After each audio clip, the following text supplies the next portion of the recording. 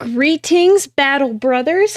It's me, Aurelia Tempris, defender of the Golden Throne and servant to the Emperor of Mankind. It is great to see everyone today. The hat is back. How do we feel about the hat, chat? Do we like the hat? I like the hat. I love the hat. It's my favorite thing.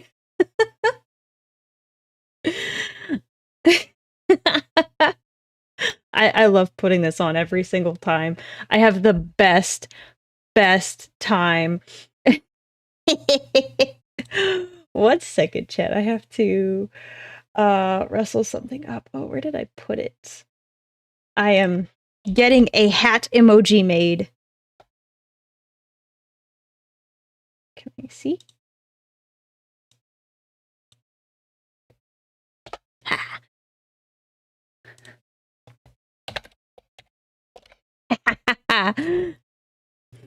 Oh, chat, it's gonna be a good day. It is book club day. Woo-hoo-hoo-hoo.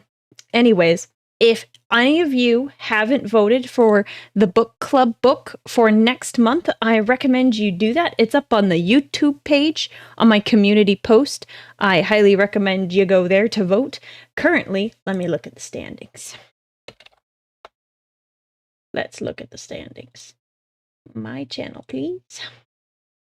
You need a hat like that? You should get one. You should get one. I could probably merchandise that. I might get in trouble. That would be the difficult part. Okay, currently, chat, it's really close. We have, so actually, let me take a screenshot and I'll put it up on the screen. That actually, I think, will be better than me trying to read. 1 second.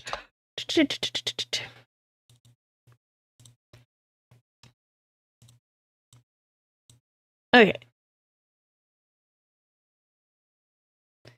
Here is the current poll. Put it at the bottom. I just took a screenshot. Oh, it needs to go in front of me. Here is the poll. So these are the books we're going to read. Well, possibly read. Soul Hunter by Aaron Dembski-Bowden. Betrayer by Aaron Dembski-Bowden, again. Blackstone Fortress by Darius Hinks. And Carcharodon's The Red Tithe by Robbie McNiven. I think that's how you say it. Anyways, so yeah, it looks like it's really close. At the end of stream, I'll announce, I'll announce at the end of stream, and then maybe we'll start looking into the other book. Yo! Welcome, Raiders. Thank you, DK, for the raid. You came in at, like, the most perfect time, because we are just starting. We are talking about, it's a Warhammer book, first and only. It's book club day. So we're gonna talk about that book. I made a whole PowerPoint. If, I am a simple man. I saw first and only, and I rated. Well, it's a very good book. Oh, Pep and Ray, thank you so much for the gifted subs. Thank you very much. Make sure you huge thank you to Pep and Ray if you got a subscription. Let me turn some music on. We like to have really fun vibes here. I want to load. I like to have like a rock music like you're in your dad's garage. There we go. I'm going to turn it on. We don't need it that loud. Anyways, so these are, for all of you Raiders, what were you up to, by the way? Sorry, I got into stream mode. What were you up to, DK? I hope you had a good stream. You consistently keep your streams like 4 to 5 hours, which I wish I could realistically do. Also, by the way, DK, I saw Bahamut Bard's message, but I also did see your tweet, and I hadn't gone around to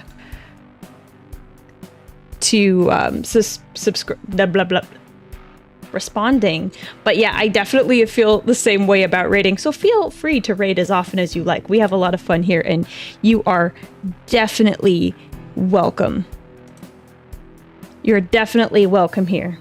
Is that had music now? It kind of is. I just barely got to 4 hours today before the wall of tired got me. I understand that. I before this, I just finished up the PowerPoint right before stream, and I was so tired earlier, and I was like, man, I don't know how I'm gonna last during stream, and then the adrenaline hit. Oh, so voting for the August book club, that is it's not on Discord, it's on my YouTube channel. So I have it on the YouTube channel, so if you go to there, that's where the voting takes place. I'm gonna announce it at the end of stream, and I think we might do like a sneak peek into the next book, because I think that would be a lot of fun, and we hadn't done it before yet, so we'll wait until the end, and then we'll get the results. Yeah, could I have a mod link the poll? That would be great. Thank you. That was a great suggestion. Appreciate it. So don't worry, we would like to have fun and hang out here. So I'm glad you can make it. And even if it's just for a little bit, DK, I understand. Post-stream, I get really, really tired. My mods can attest to that, because there's times that they've asked me questions post-stream and I've passed out already. So don't worry about it. I'm just happy everyone's here today. Anyways, I'll put this away. And then we will... Should we talk about Gaunt's Ghost? We're just gonna chat a little bit. Let's see. Scroll. Thank you, Bahamut Bard, for pinning the message. I appreciate it. Perfect. So yeah, if you want to read a particular book, go ahead. I will say I have read one of the books on the list. I'm actually almost done with it, but I won't say which one it is, because I don't want that to influence your vote. So we will start the presentation. Go. Okay. I want this. I have to do the juggling of all my screens. I have a lovely presentation I've made, chat. So we'll talk all about this book about... Now, I'm curious. To anyone who's familiar, and like anyone who read last month's it was last month, yeah, last month's book of the month, where we read For the Emperor, which was a Caiaphas Cain novel. Who do we prefer in terms of commissars? Do we like Ibram Gaunt, or do we like Caiaphas Cain? Who do we prefer here, chat? Because I like both of them for different reasons. So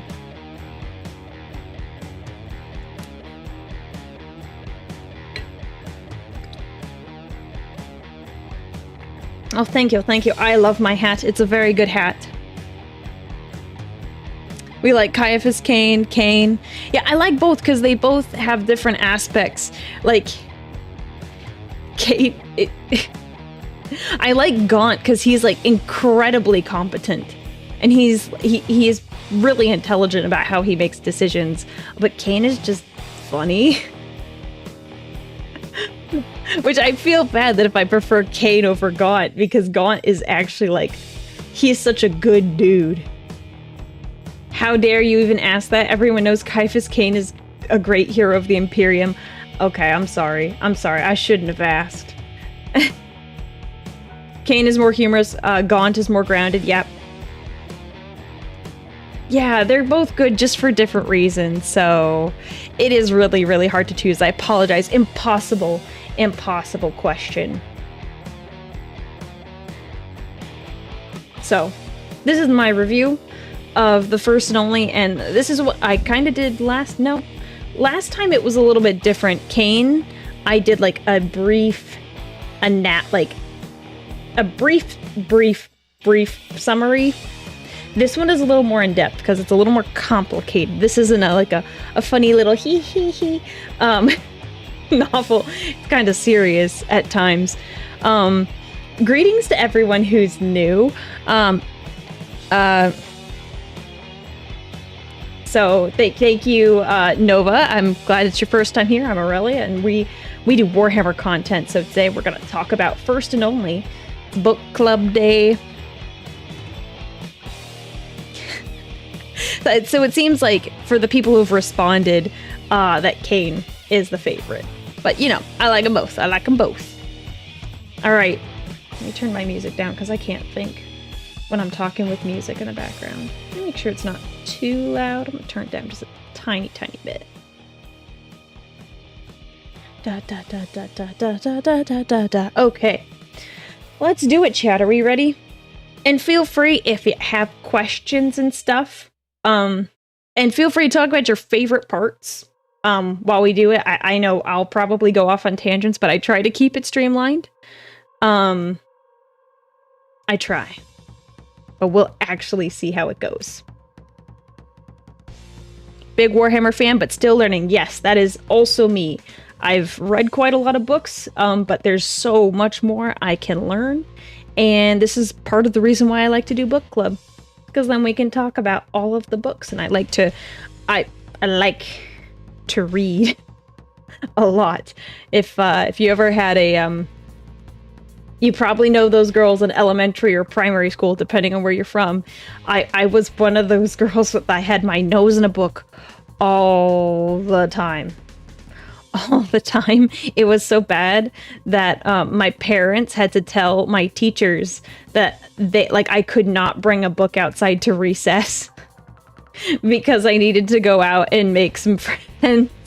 Which some people commented previously that they were like, well, why would your parents do that? That's mean. And I was like, no, my parents are totally right. I needed to, my ability to not read for 20, 30 minutes during recess would not have impacted my learning ability. And I should go out and get some exercise and make friends. Yeah. Definitely, it was a good call on their part. 1 second. Is it in here? Where is it? Yes. All right, chat. I just switched over. If you're on the Discord side, I included a Commissar Gaunt quote in my server status, in my status, and I got one of the mods to make a little commissar hat emoji, so I'm very happy with that. It's my favorite thing now.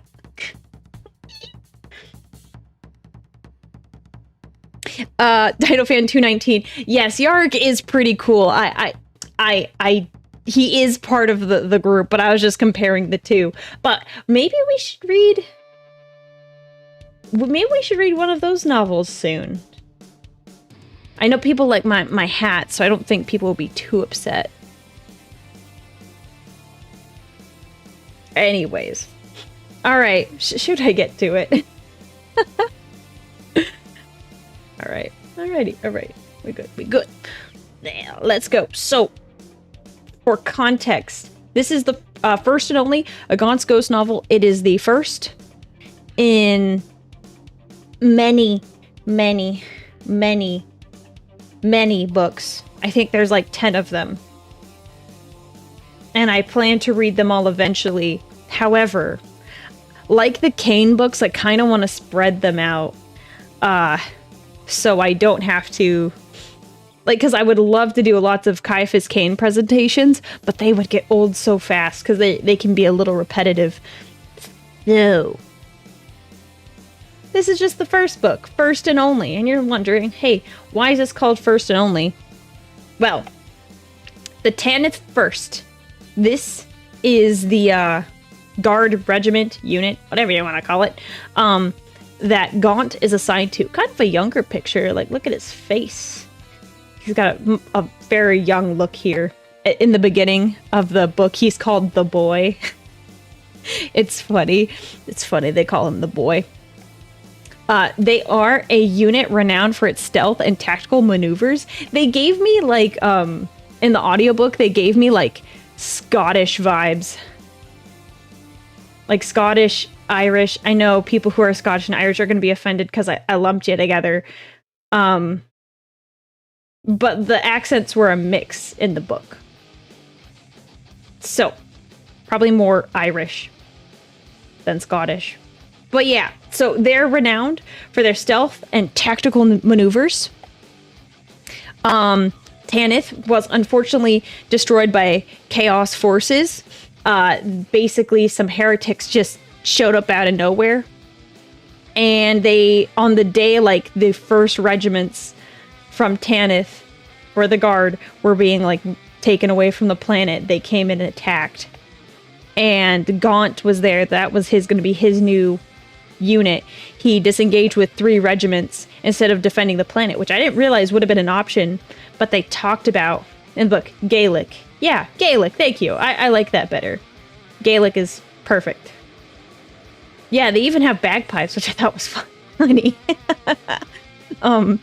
So they could have defended the planet, but it had not have been a worthwhile endeavor. And basically the whole planet was destroyed. So the day everyone was like, yeah, we're going to go serve with the Guard. We might never see our planet again, which is a common Guard experience.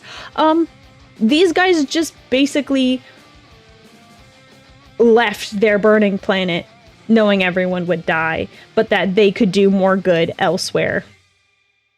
And, like, I think they talked about in the moment, like they were frustrated with Gaunt for the decision because they would have wanted to lay down their lives, but they understood why he did it. That's so sad. So sad. And there was many undeployed units on the surface of Tanith, and they all perished. Unfortunate, to say the least, chat. Yeah, how grim, how dark. That picture gives me World War I vibes. Yeah, I wouldn't be surprised if there is a photo out there that looks very similar in the way the people are standing. It kind of makes me think of the picture from the Civil War with Abraham Lincoln. Is that right? There is a picture like that.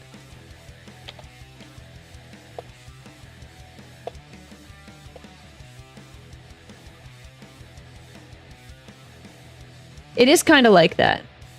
It's not exactly the same, but there are pictures of Abraham Lincoln during the Civil War that kind of give that same vibe.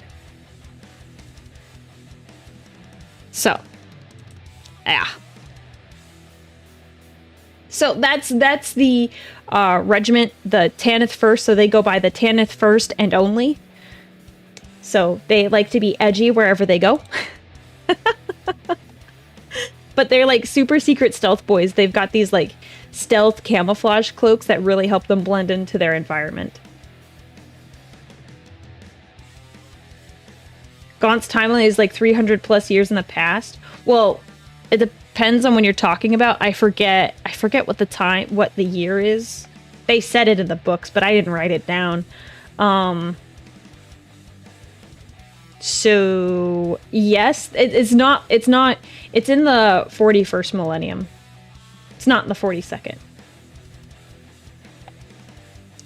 Now, chat, in order for you to understand this complicated thing, which took me half a second to like figure out, not half a second, I mean, it took me a hot minute to figure out all of the politics because I got a little distracted in the beginning, but then I understood.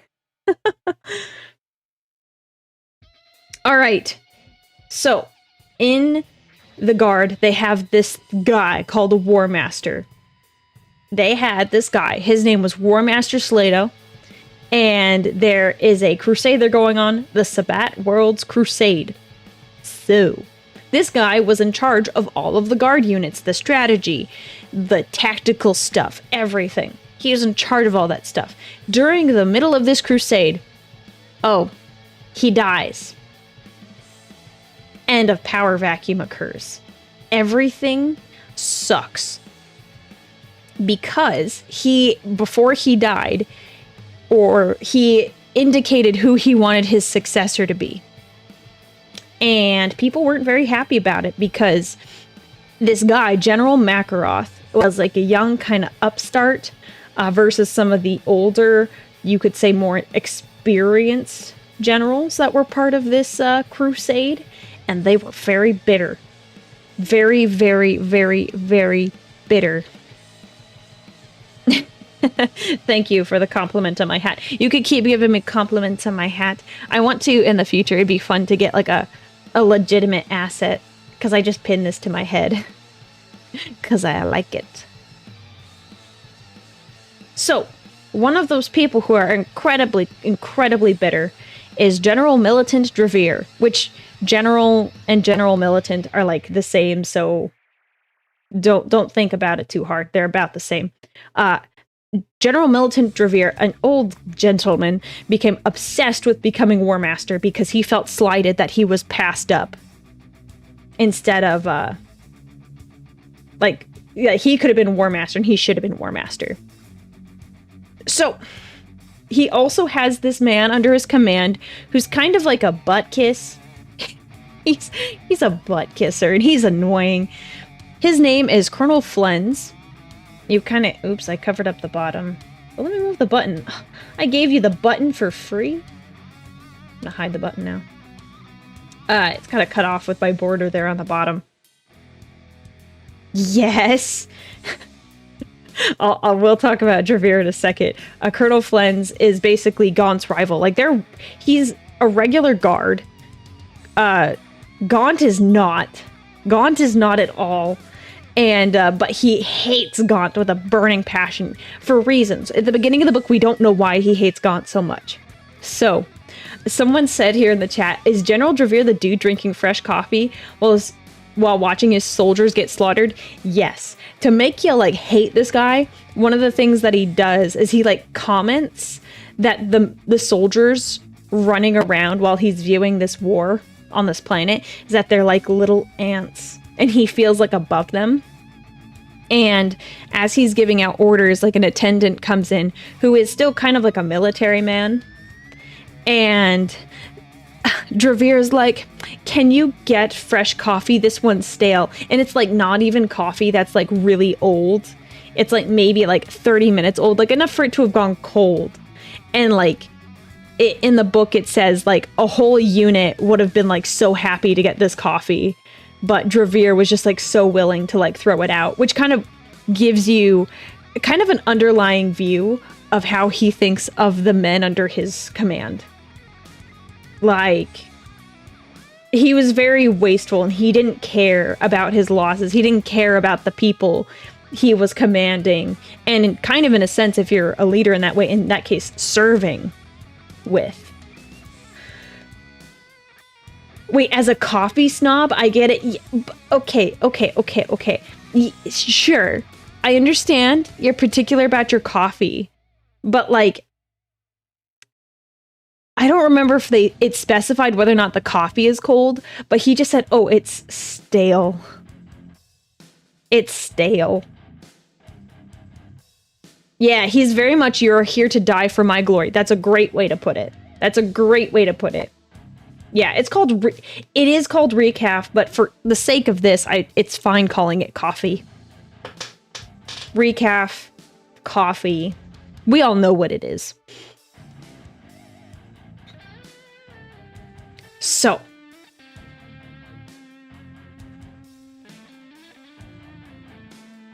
I was a coffee master at Starbucks. 20 minutes plus disgust me. Wouldn't even serve it to my dog. What the heck? I'm not a coffee drinker, so perhaps I'm just like, I don't know, maybe I don't have that much of like a strong opinion regarding coffee and it being super fresh, but it seems like a lot, because I know my family members, what we call it, like we nuke our coffees. Like, hey, will you nuke my coffee? And it's like you throw it in the microwave for like another minute to reheat the coffee. So that's what I always grew up with. Family members like, oh, just reheat the coffee. Like in their cup. Like if they set it down and they forgot about it. They came back and they drank it. I don't know if they have microwaves in the 41st millennium.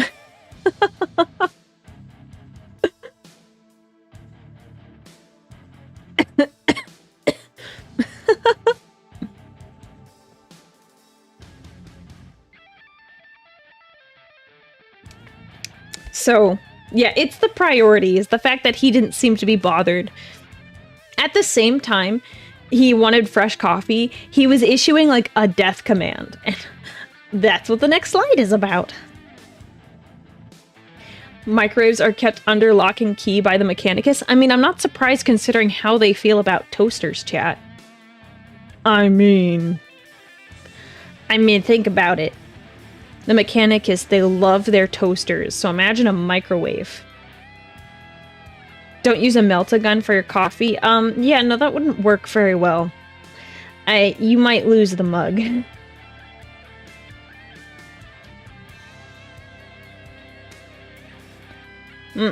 Suit.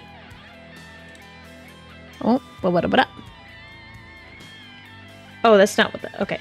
We're going to talk about Gaunt. This is the coolest... I liked this profile picture of him because you can see he has the Tanith camouflage here.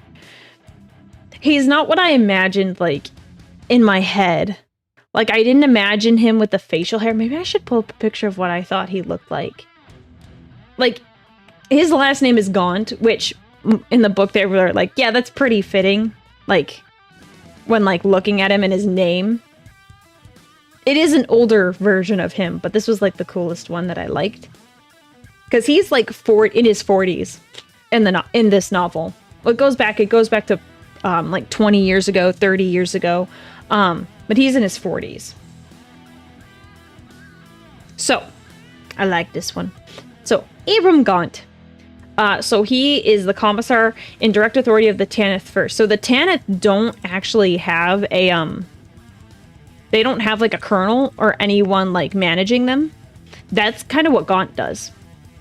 Which, it's not common, but it has happened. So we talked about Kane worked with the colonel and the major of the Valhallan 597th. Well, Abram Gaunt, he's just in charge.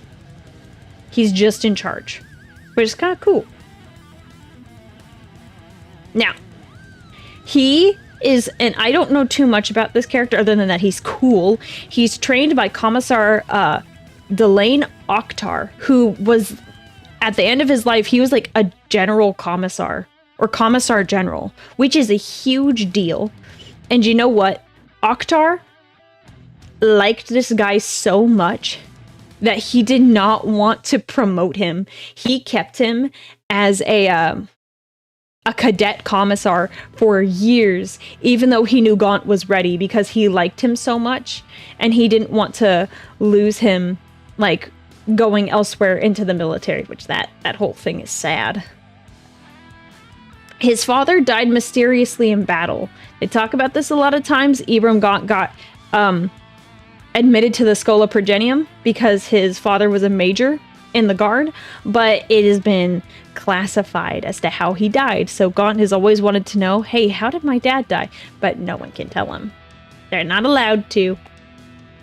And then he has a close family friend, Dursius, who's a general at this point, who directed him to the Schola Progenium. He basically said, yeah, this kid should go there for the school.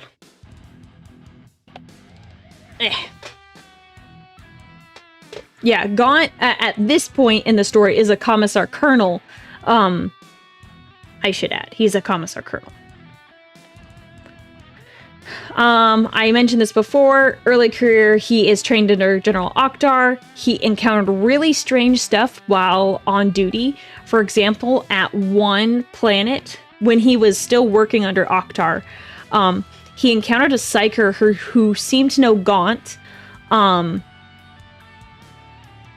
She prophesied the future to him. Like, she said something to him, and he is like, huh, that's really weird. And then later it came true. He was like, that's really odd. And then he is made a commissar by Oktar in his dying breath. So sad, chat, let me tell you. So, kind of a little summary of what happened. The Imperials, I forget what the name of the world is, but they take over this world that's been overrun by orcs.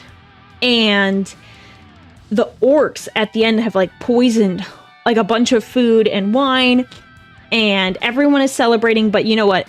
A lot of it gets sniffed out. Like almost all of it gets sniffed out. And so they get rid of all the poison stuff. Well, they're in this like special, like a gubernatorial palace basically, and they find some bottles. They're like, oh sweet, we're gonna have some bottles. And everyone's pouring drinks, and like 4 guys take a huge like sip of these bottles, and they like die instantly. And Oktar, he took like one tiny sip, and like he died like 8 days later. Man Like, that's how you know, like, the poison was, like, the real deal. Like, he took the smallest of sips, and this guy was, like, hardened, had a very great constitution, and he, like, slowly faded and then died. And that's when he admitted to Gaunt. He said, Gaunt, I could have let you go sooner, but I love you so much, man. He's like a father. Oktar was like a father to Gaunt, which is, like, really, really, really sad. Because Gaunt was in his, like, 20s at this point, and Oktar basically said, here, you're in charge of, oh, I forget what the group was called, started with an H, but he basically made him a commissar and said, hey, you're in charge of my forces. And then he, like, they did all the rituals to make him a commissar, and then he died. And I was like, bruh. Yeah, Hyrkins, thank you. They don't get mentioned, like, they hardly get mentioned in this book, so I didn't feel like it was worth throwing it in the slideshow. But yes, Hyrkins, thank you.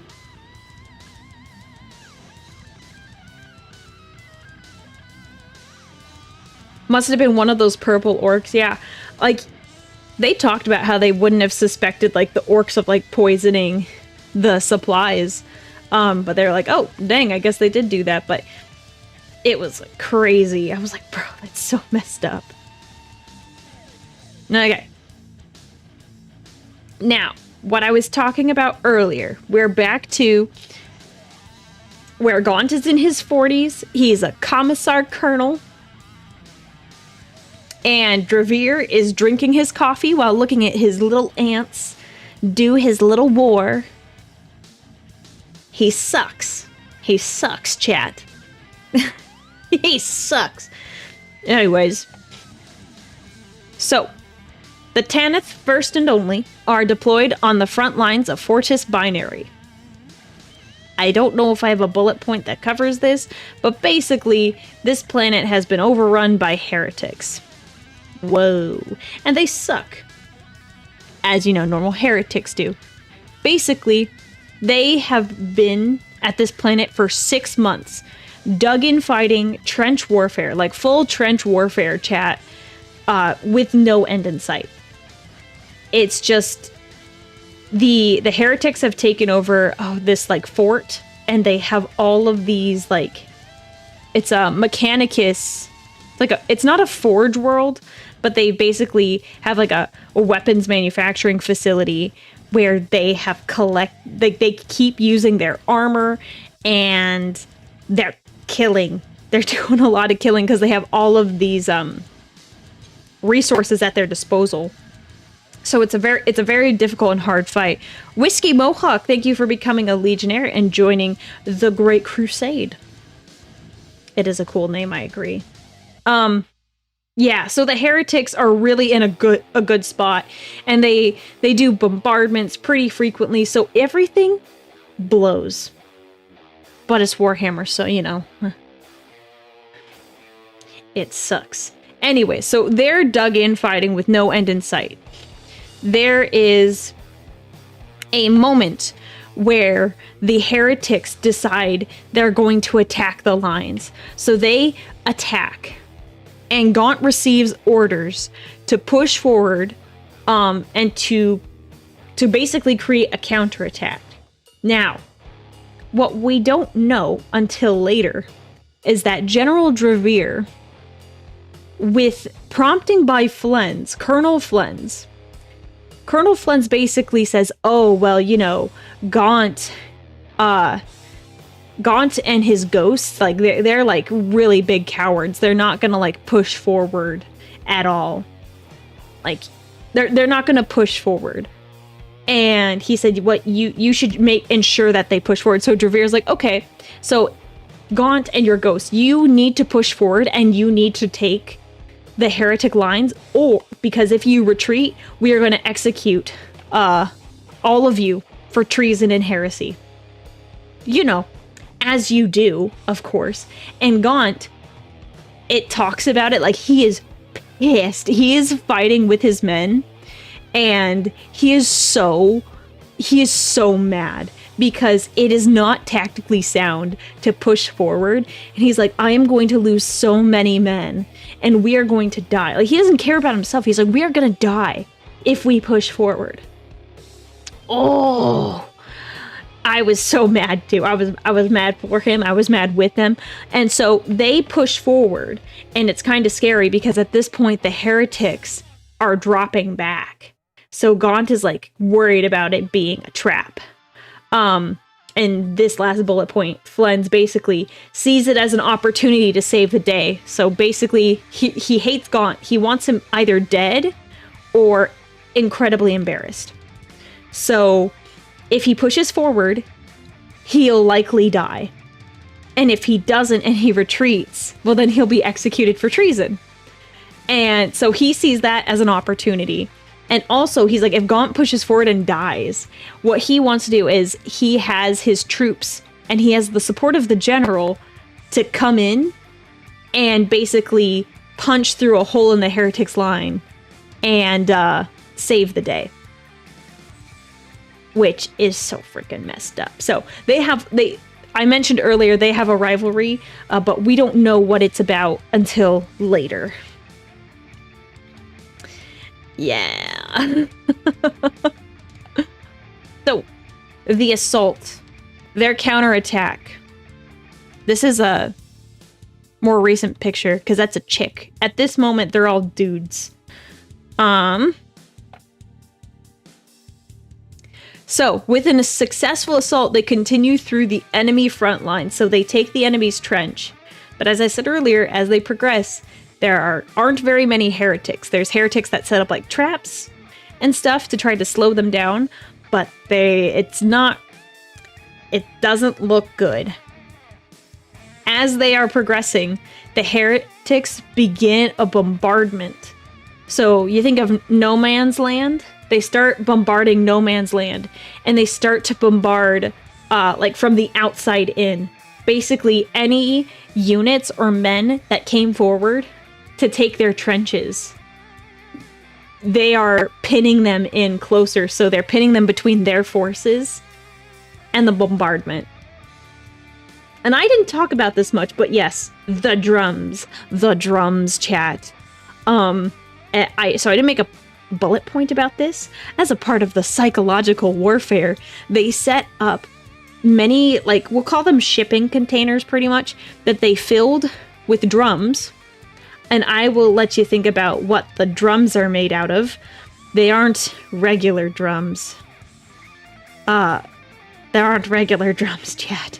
They're scary drums made from people. Anyways, they have the drums going as a way to, like, torment everyone. Sounds like business was booming. Oh my gosh. Oh, that's horrible. Yeah, it's horrible. You're horrible.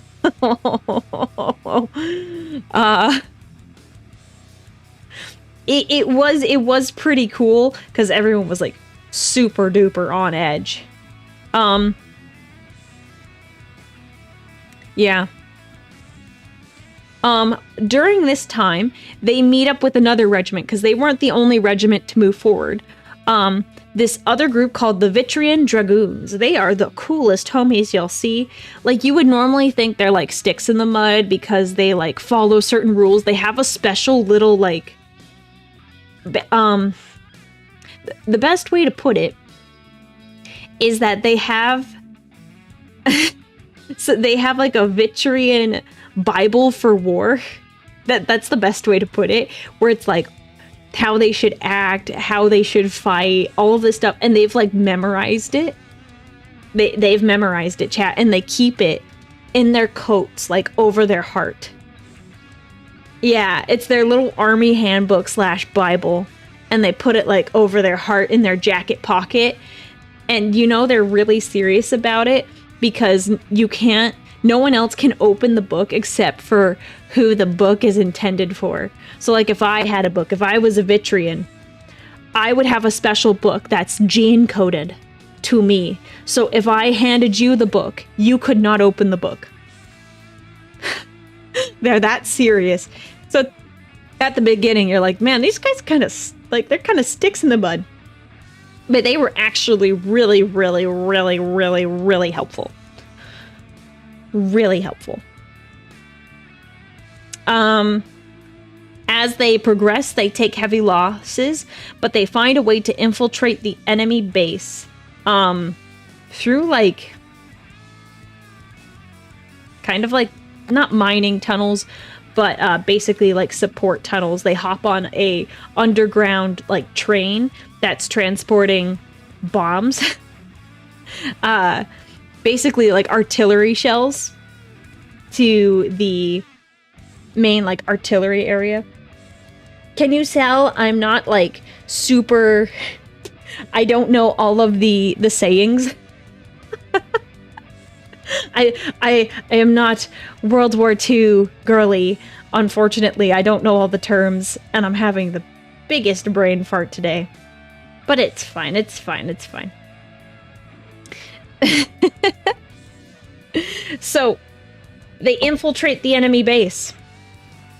And, this is really glossing over it, but there's, like, a ton of stuff that, like, happens, but there's cooler things that happen later. They basically destroy a heretic ritual, which it consists of like stones in a circle, like massive, like tall stones. But Gaunt received a prophecy 20 years ago. You know that psyker that said she said like weird stuff to him? She basically said a line. It's like seven stones in a circle. Like you can't, like you need to cut them. Because everyone wanted to blow up the stones, but they were like, oh my gosh, it's gonna, Gaunt was like, this is not good, we need to like cut it. And when they do a special method to stop this ritual and it works, Gaunt's like, oh my gosh.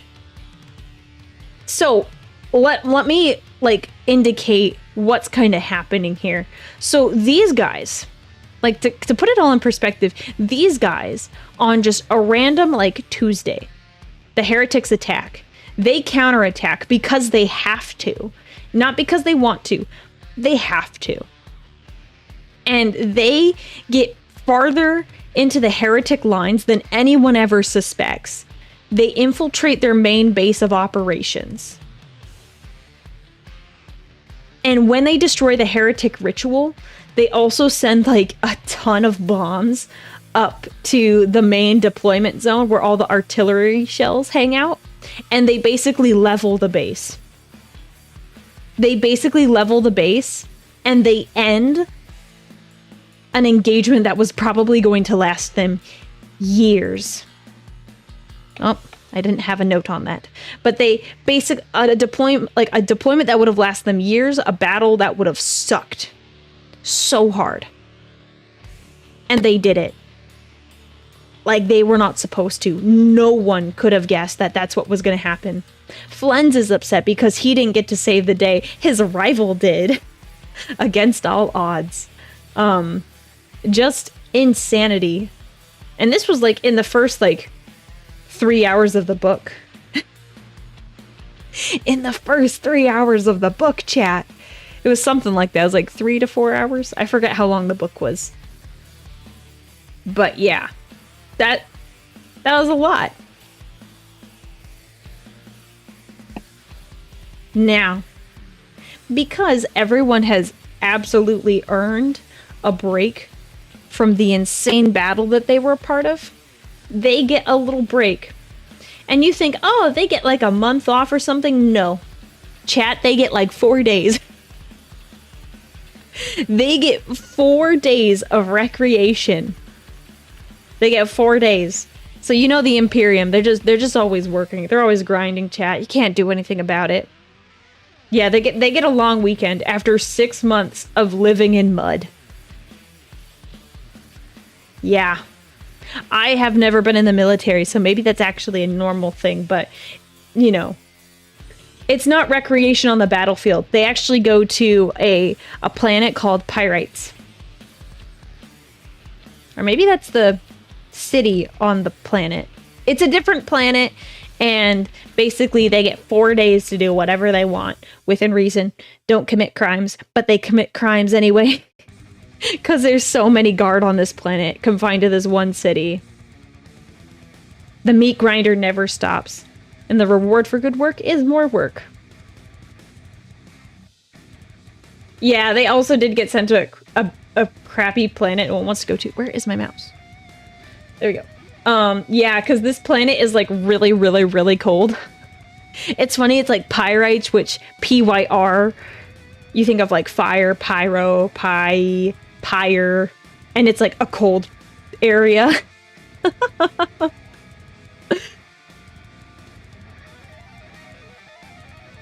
Yeah, so... Yes, they don't want them to commit crimes, but they inevitably happen.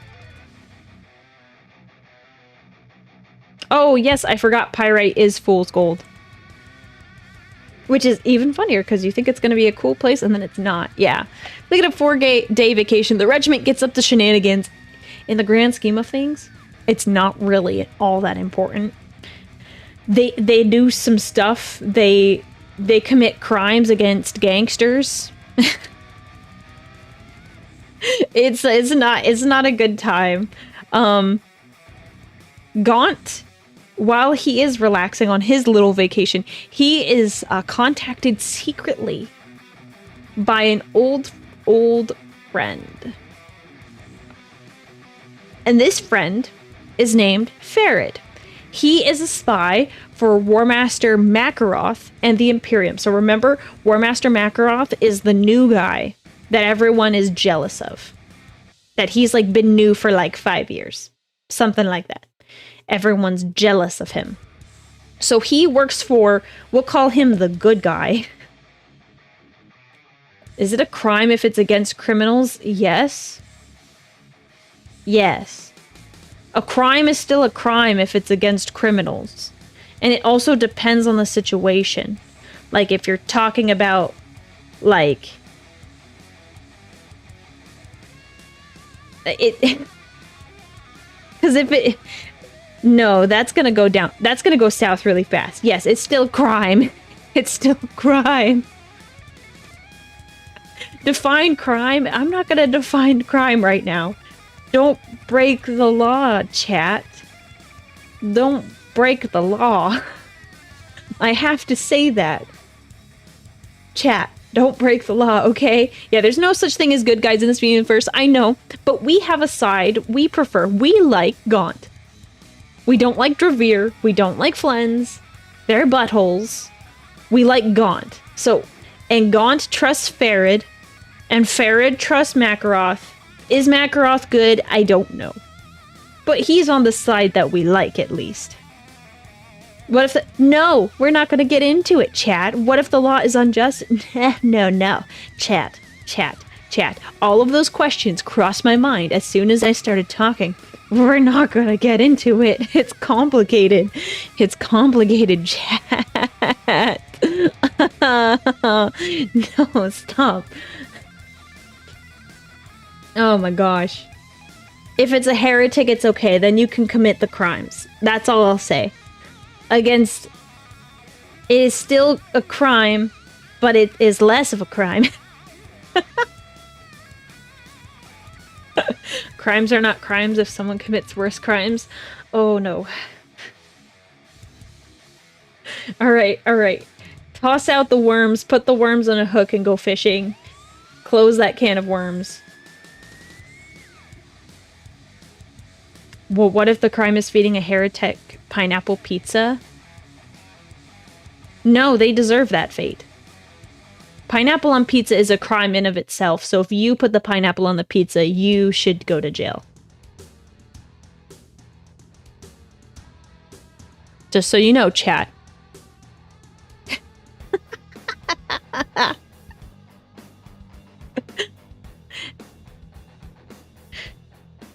No. I said you can do crimes against a heretic, not if you are a heretic. Oh no.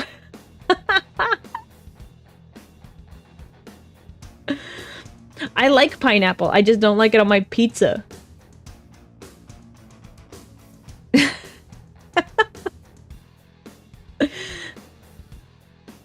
Oh my gosh.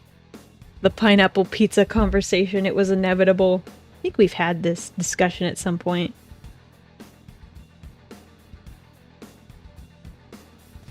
Oh my goodness. In today's episode, Aurelia learns her entire chat is filled with psychopaths. I wouldn't say that. I wouldn't say that. Because then its chat reflects the streamer, and I am not a psychopath. No, we're not gonna get into minutia crimes. Regarding foods. I will say pineapple on pizza is a crime. I state it for the record. I have my special commissar hat, so I am the authority on this. So if you go against me, well, I'll just have to get a firing squad ready. Okay? Okay. That's probably the worst thing I've ever said on stream.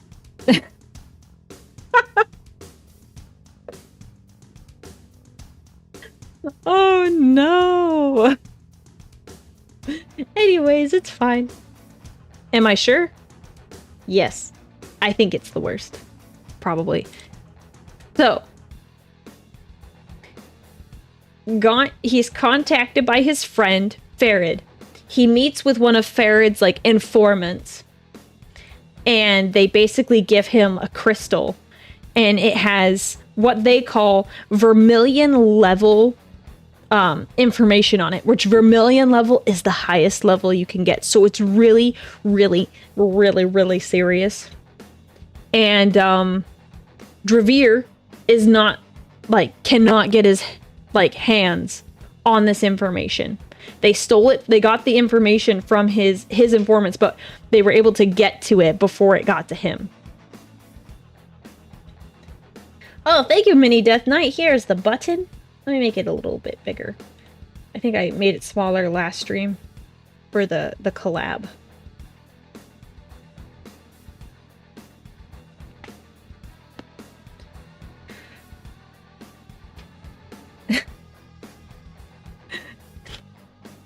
Oh, there you go. Thank you for the bits with the button emojis. So basically is like the informant's like, hey, he can't get his hands on this information. This is like really, really important. Boom. Now, this is where Gaunt gets to be a sneaky, sneaky, sneaky boy. Right after he learns all of this information, he is attacked by Dravir's men, and he barely escapes. Like, it's a really, really, really close situation. He barely escapes with his life. So, I didn't clarify earlier. Colonel Flens has a group of men that he oversees. They're called the Jantine Patricians, and they all have sticks up their butt. They think they're better than everyone, and they suck. Their whole thing is like, we're the sons of, like, noblemen, and we're so noble.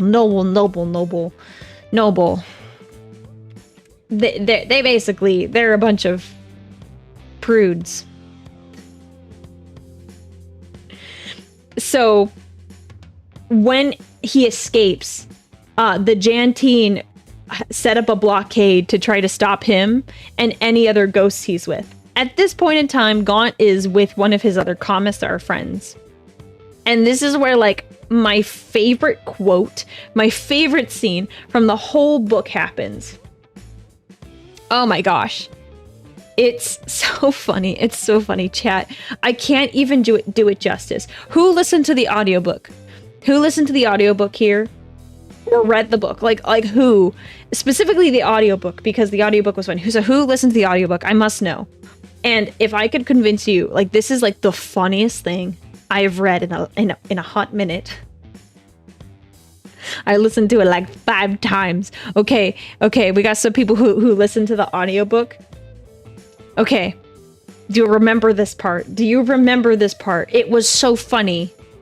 Do you remember right when they're going to escape It's so funny. Okay, I'm not gonna read the line, but basically his Gaunt's friend is like, hey, like Gaunt is like, you guys suck, blah blah blah blah blah. He's like smack talking him a little bit.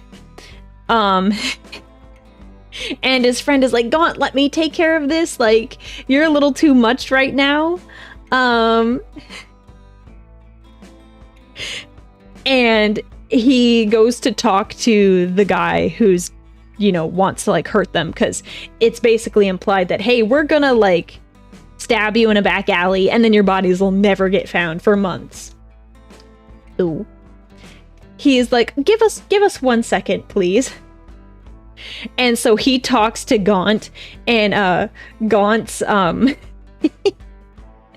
Gaunt's aide, and he's like, hey, do you think you could like get us out of here really fast? And the aide's like, oh yeah, I know exactly where I want to go. Da, da, da, da, da. And this guy, he like pretends he's all cool and all that. He's like super chill. And then he says this line, because he's like trying to like make peace.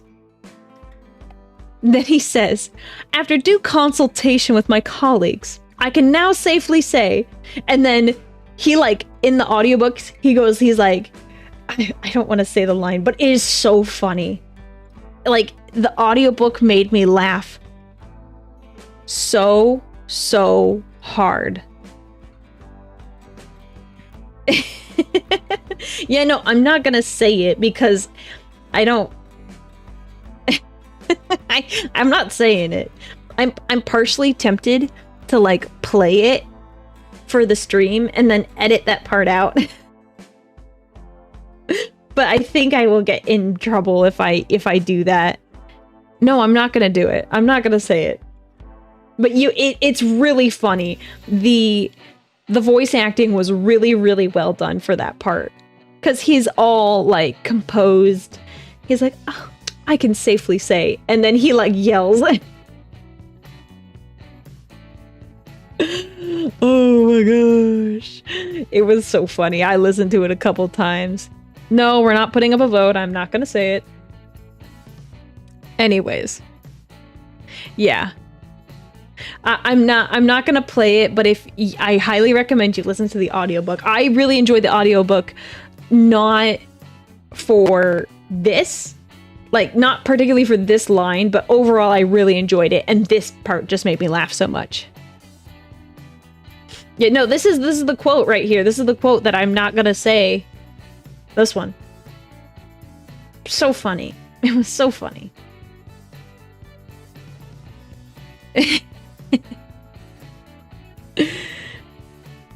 So, I enjoyed it thoroughly.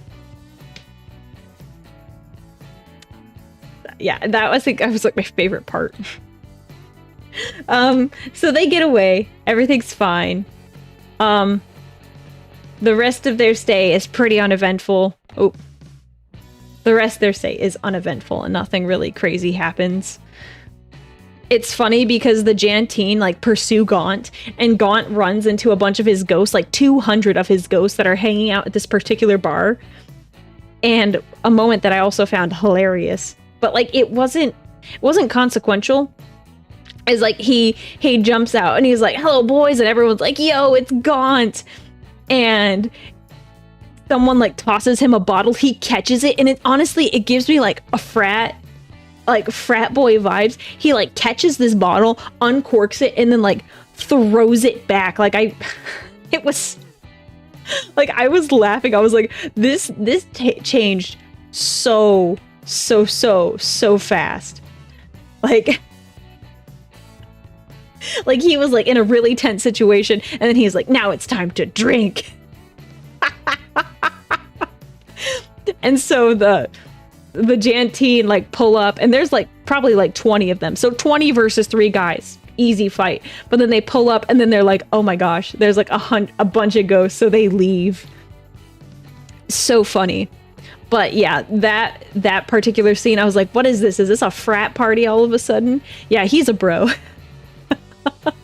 And like, I forget, like he's 40 something years old.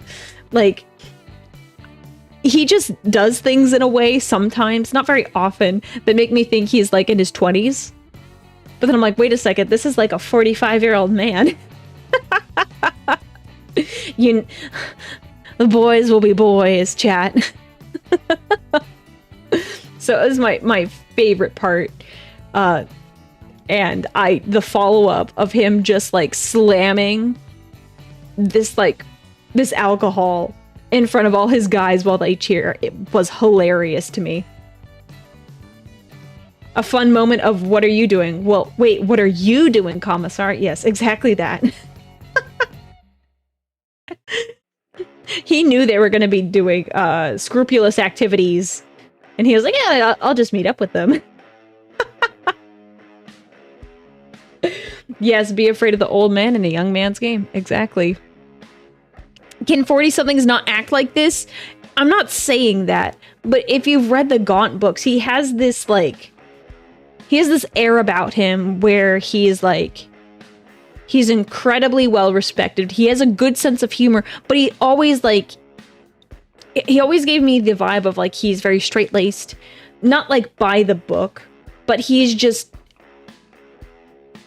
I can't quite place it. But he has this like feeling about him, like duty, honor, very just chill. But then when he does something like that, it's like bruh, like it was just, I don't know. It was just kind of a like definitely the dichotomy between like his very much fun side and then when he has to like do his job as a commissar.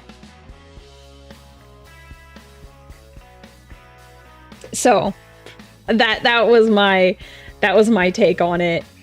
So it's not like 40-year-olds can't act that way. I just wasn't expecting that.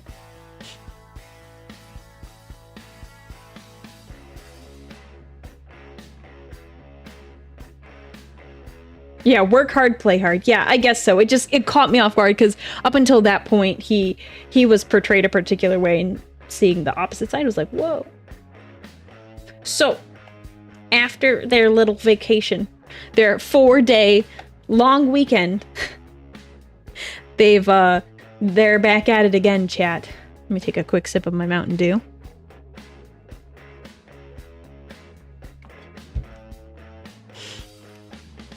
Soup. I think the best thing about these books is that most of the characters act like real people, not tropes turned up to 11. It is nice. I do like that. I like that a lot. So, Boyd travels. They are going to their next deployment. Bad things start to happen now that Gaunt has this little crystal with all of this really special information on it. During this time, Gaunt is attacked by a naval mechanic who he discovers was psychically controlled. Like, he gets hurt really bad. He gets stabbed. And the officer, while they're fighting, talks to him. And Gaunt, like, he talks without his mouth moving. So Gaunt's like, oh, this is some creepy, creepy stuff.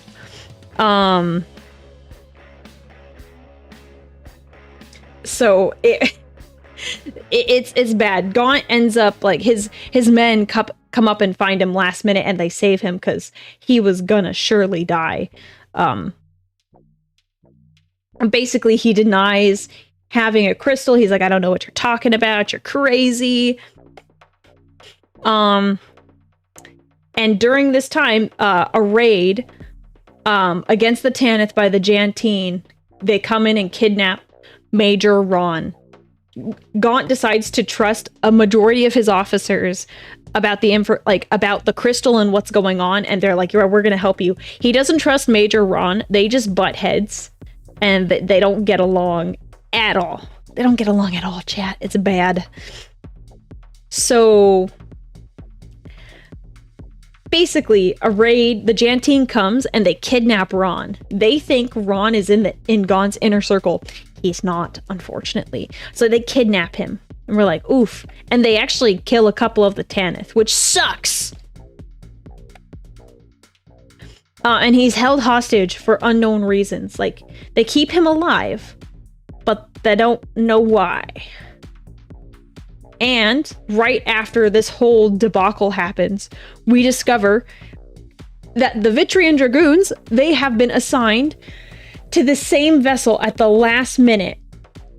And the commander of the Dragoons reveals that he knows Farid, like Gaunt does. So that's a very exciting time, chat, because now Gaunt has an ally. And they legitimately, like, Gaunt, like, questions him thoroughly, like, do you really know Farid, or are you just trying to, like, are you just trying to pull a little sneaky on me? Major Ron was lost, so nobody important then.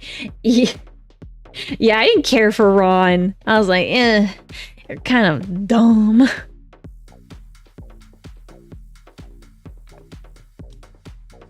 Now, we meet one of the players behind this horrible, horrible, horrible game. Inquisitor Haldane. Now, chat, time out, chat. Do not. I know Inquisitor Haldane occurs and appears. He appears in the Eisenhorn novels. Please, no spoilers. I have not read the books. I would like to read them. I'm waiting to read the book because I'm a good friend. Okay? So, no spoilers. Because I realized, I recognized the name because my friend and I talked about Inquisitor Haldane. I'm like, this guy is messed up. And then he pops up in this book and I was like, whoa, what's he doing here? I hate him. Yes, he's in the Eisenhorn novels. I don't know exactly what he does there. But he is an Inquisitor. He is also an Inquisitor with psychic abilities. And you could ask chat, hey, you could be an Inquisitor Haldane. Why the long face? If you said that, he would kill you. He would kill you. I will provide context for the face. Because I did know this because I asked my friend. He got a very, very serious injury where it, like, scarred his face badly. And he decided, you know what? I'm ugly anyways. I might as well make myself look worse so I can intimidate people. So he got surgery to look like that, which is a choice. It's I think we can all understand that he probably didn't get any ladies. So at this point, he is probably like, screw it, man. Yes, you would die if you met him. Most likely. He's a horrible dude. At least in this book, he really sucks. No, he does look like a horse. He does. That's how they describe him in the books. He's like an elongated face. Like he's like got an equine features. That's exactly how they describe him. So this is accurate art. Scary art.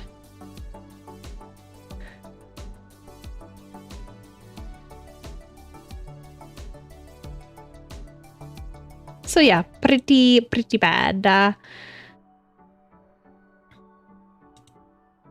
Now, I think he's the Ordo. I think he's Ordo Malleus. Let me see. Inquisitor Haldane Ordo. Ordo Malleus. I was correct. So he is part of the Ordo Malleus. But he's a freaky guy.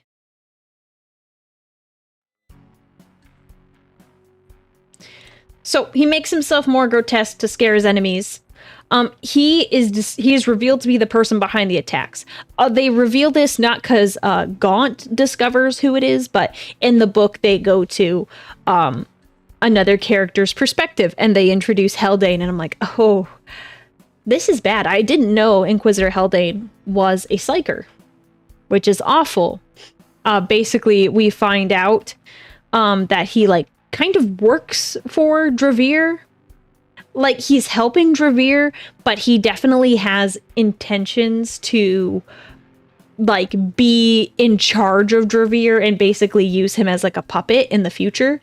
So, like, he's like, he's like, oh yeah, I work for you, but, like, he doesn't.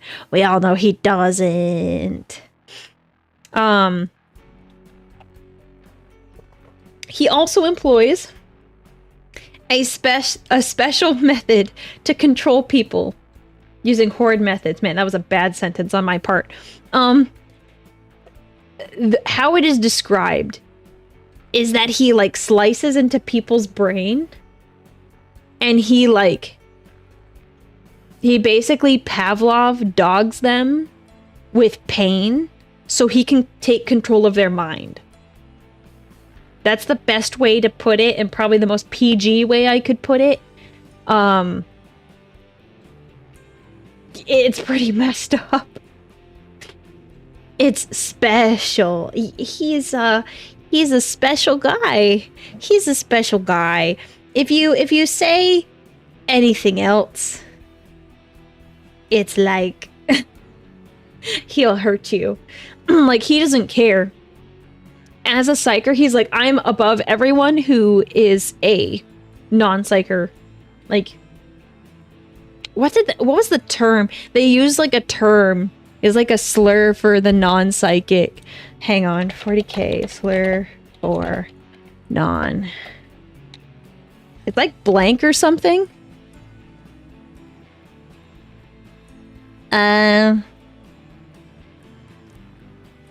What is it? Yeah, there's like a special phrase. I can't remember. Dulls. Thank you. Blunts? Dulls? Yeah. It depends on which one. Yeah, they're pretty... Yeah, it's a blunt. You want to feed him an apple? Oh gosh. No, he would not allow you to do that. He would kill you first. So he basically sees himself as superior to anyone who is not psychically gifted, and if they're not as psychically talented as he is. No, yeah, no, why did I say blank? I know blanks are something else. I'm dumb. It's a blunt. Blunt, blank, it's actually kind of close. So through this, we discover that Major Ron has been captured to watch Gaunt more closely, and that Haldane is using his methods on him so he can control him remotely. Bad, bad stuff. So Haldane, we know, is involved now, and it's not a good sign for anyone. Now, this is more void travel. So after we discovered that Haldane's involved, all of this stuff is happening. Gaunt, through a series of amazing plays, they basically distract the captain of the ship, and they like so many moving pieces. While they distract the captain of the ship, he basically accuses the Jantine of like hurting the Tanith, which is true, but it's also a lie, and they're playing up the rivalry between the two factions, even though actually what's going on behind it is like the fight for the crystal and the information that's on it. And then during this time, people, the Tanith, are going in getting medical supplies as a guise to steal data from the main computer so they can access the chip later with special codes and information. Chat is so complicated. I could have made a couple slides about it, but in the end, it all boils down to they get special data and codes so they can access the encrypted information. They also get back at the Jantine, and they get a couple of them. Ron is rescued. And in the raid that they used to rescue him, Haldane is severely injured. He took a shotgun blast to the face. And if he wasn't a psyker, he probably would have died right away. Like, he lost a chunk of his, like a huge chunk of his shoulder, his neck, and like the left side of his face. Man was messed up and on life support. It was a complicated strategy, but it paid off, and it did really, really, really, really well, and it made the Jantine look really bad to the captain. He wasn't using that face much anyways. I mean, technically that's not true. He was using it very effectively. It was a very effective tool to promote fear.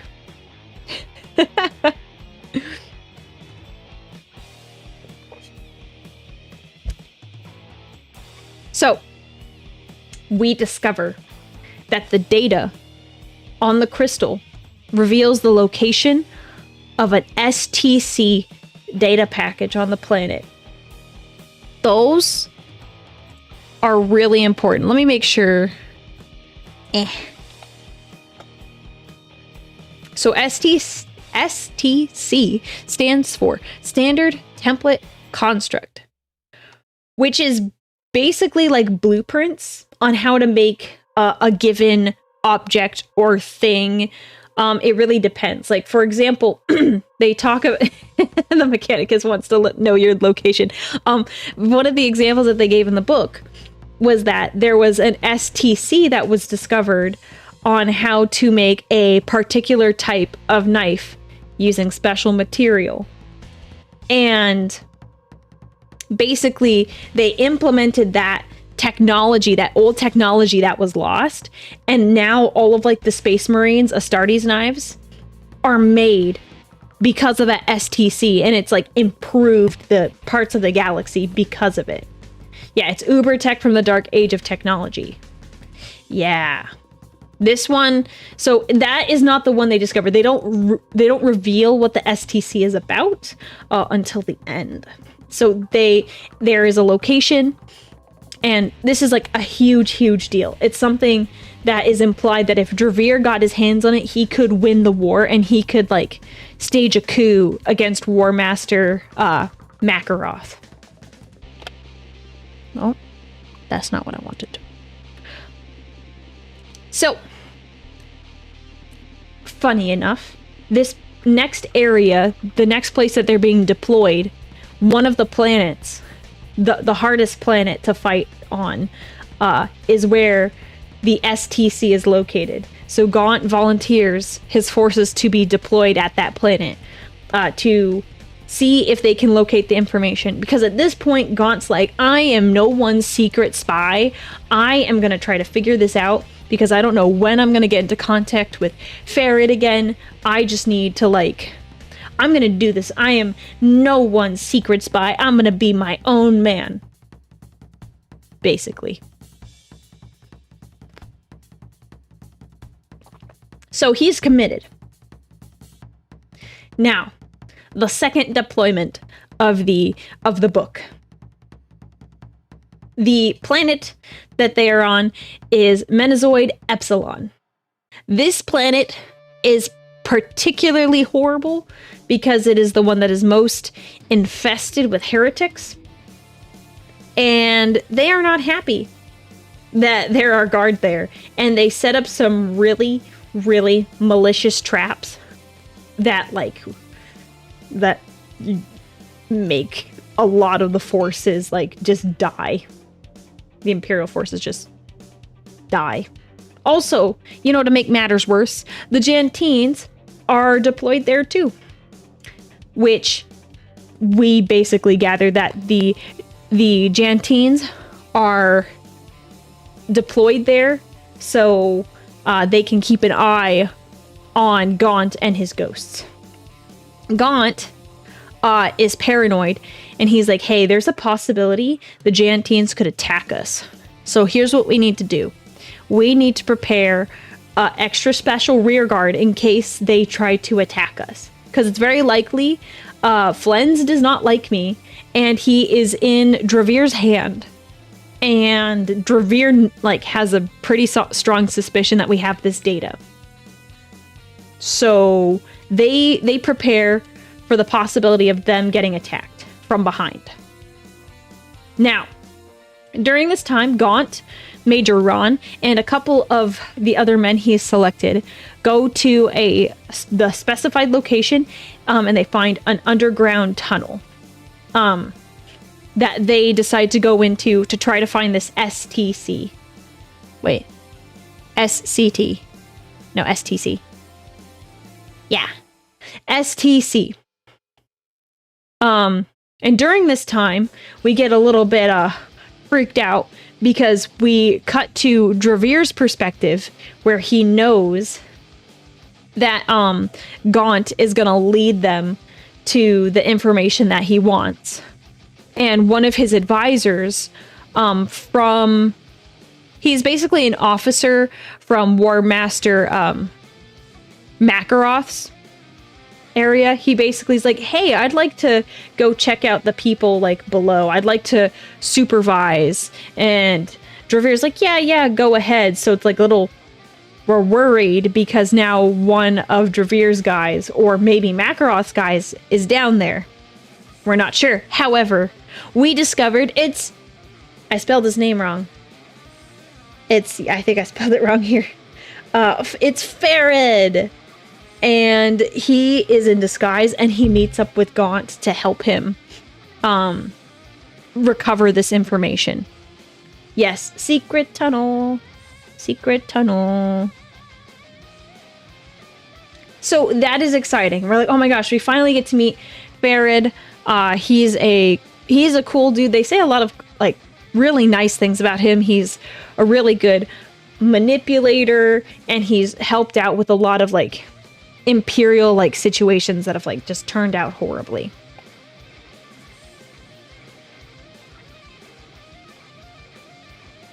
I don't think that is how you spell Farid. I double checked because the downside about having an audiobook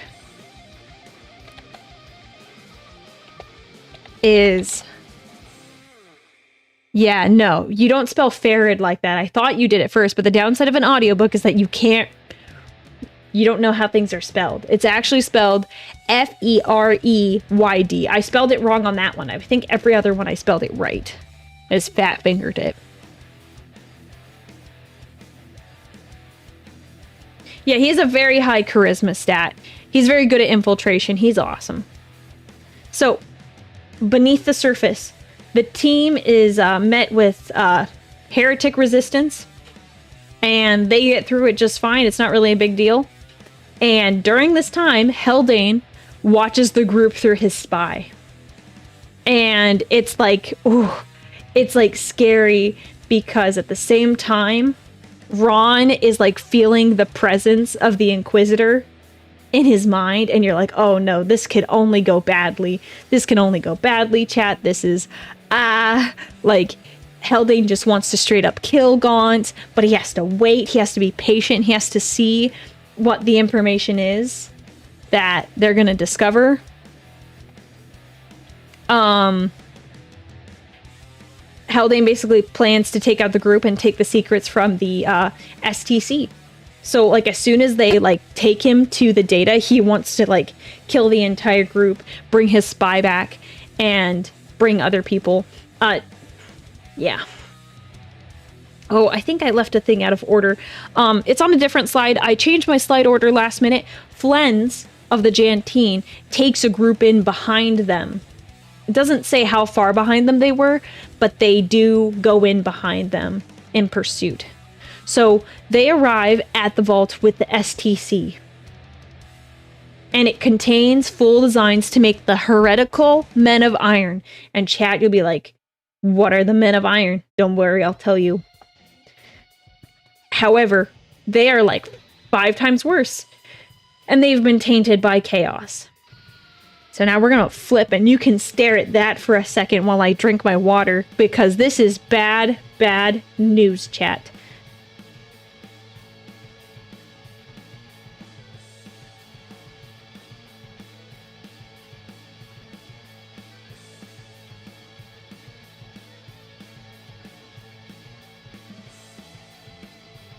There are other pictures of Men of Iron, but I liked this one because it was the most terrifying one, in my opinion.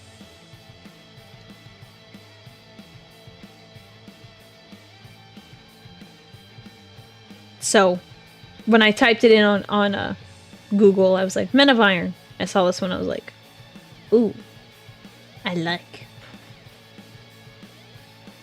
There's also other pictures, but yeah. I like this one. The other ones just didn't make it seem as, like, scary.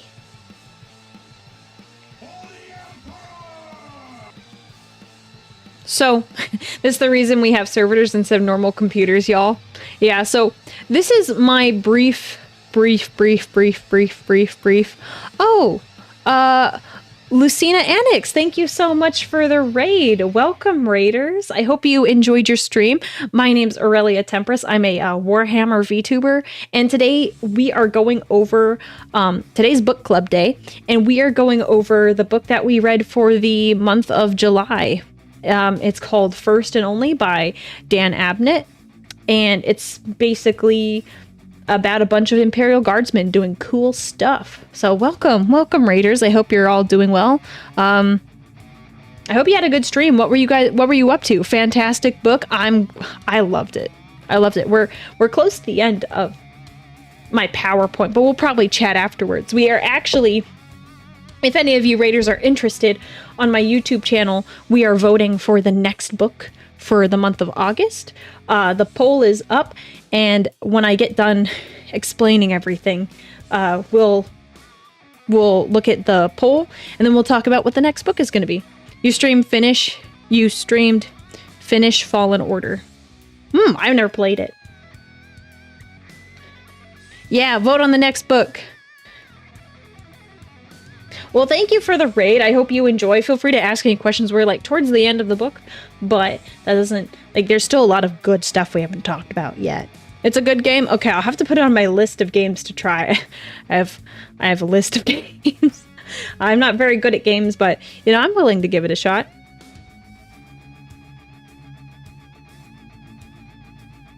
So, Men of Iron chat. I don't know too much.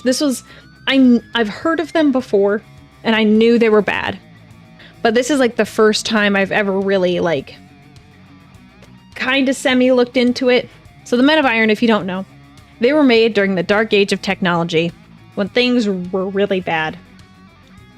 They are self-aware robots that can be made loyal to a particular person or group, with the sole and with the primary intention of waging war on people. Look at him. He's a scary guy. They're weapons of mass destruction, and they were thought to be destroyed a long time ago, specifically like the 23rd millennium. And basically people said that we will never use artificial intelligence ever again because the destruction was so devastating. So, this is kind of what I knew about them. They are not good. Everyone in the room is there's mixed opinions. Gaunt is like, yeah, we gotta destroy this.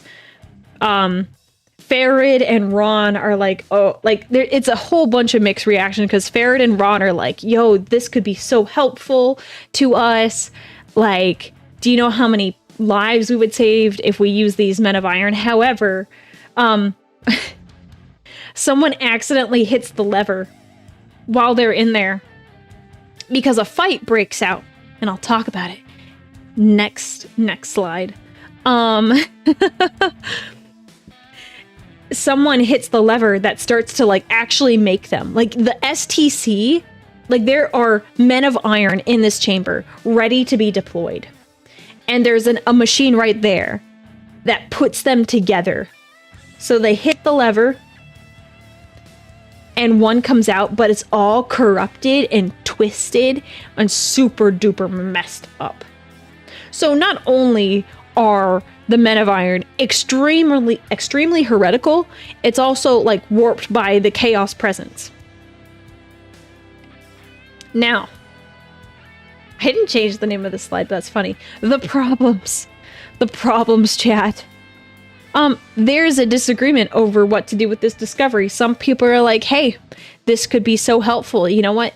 People wouldn't have to die anymore, and we could win wars so easily now if we just used these. And so a firefight breaks out, and the traitor is revealed. So, you know, this whole time I told you, Haldane likes to do Pavlov dog methods on humans to take over their brains. We discover who the traitor is. It is not Ron. It is actually Farid. He is the undercover traitor, but he is that way against his will. We discover that Farid was captured, and Haldane basically imprisoned him and messed up his brain, and he basically became an agent for Dravir.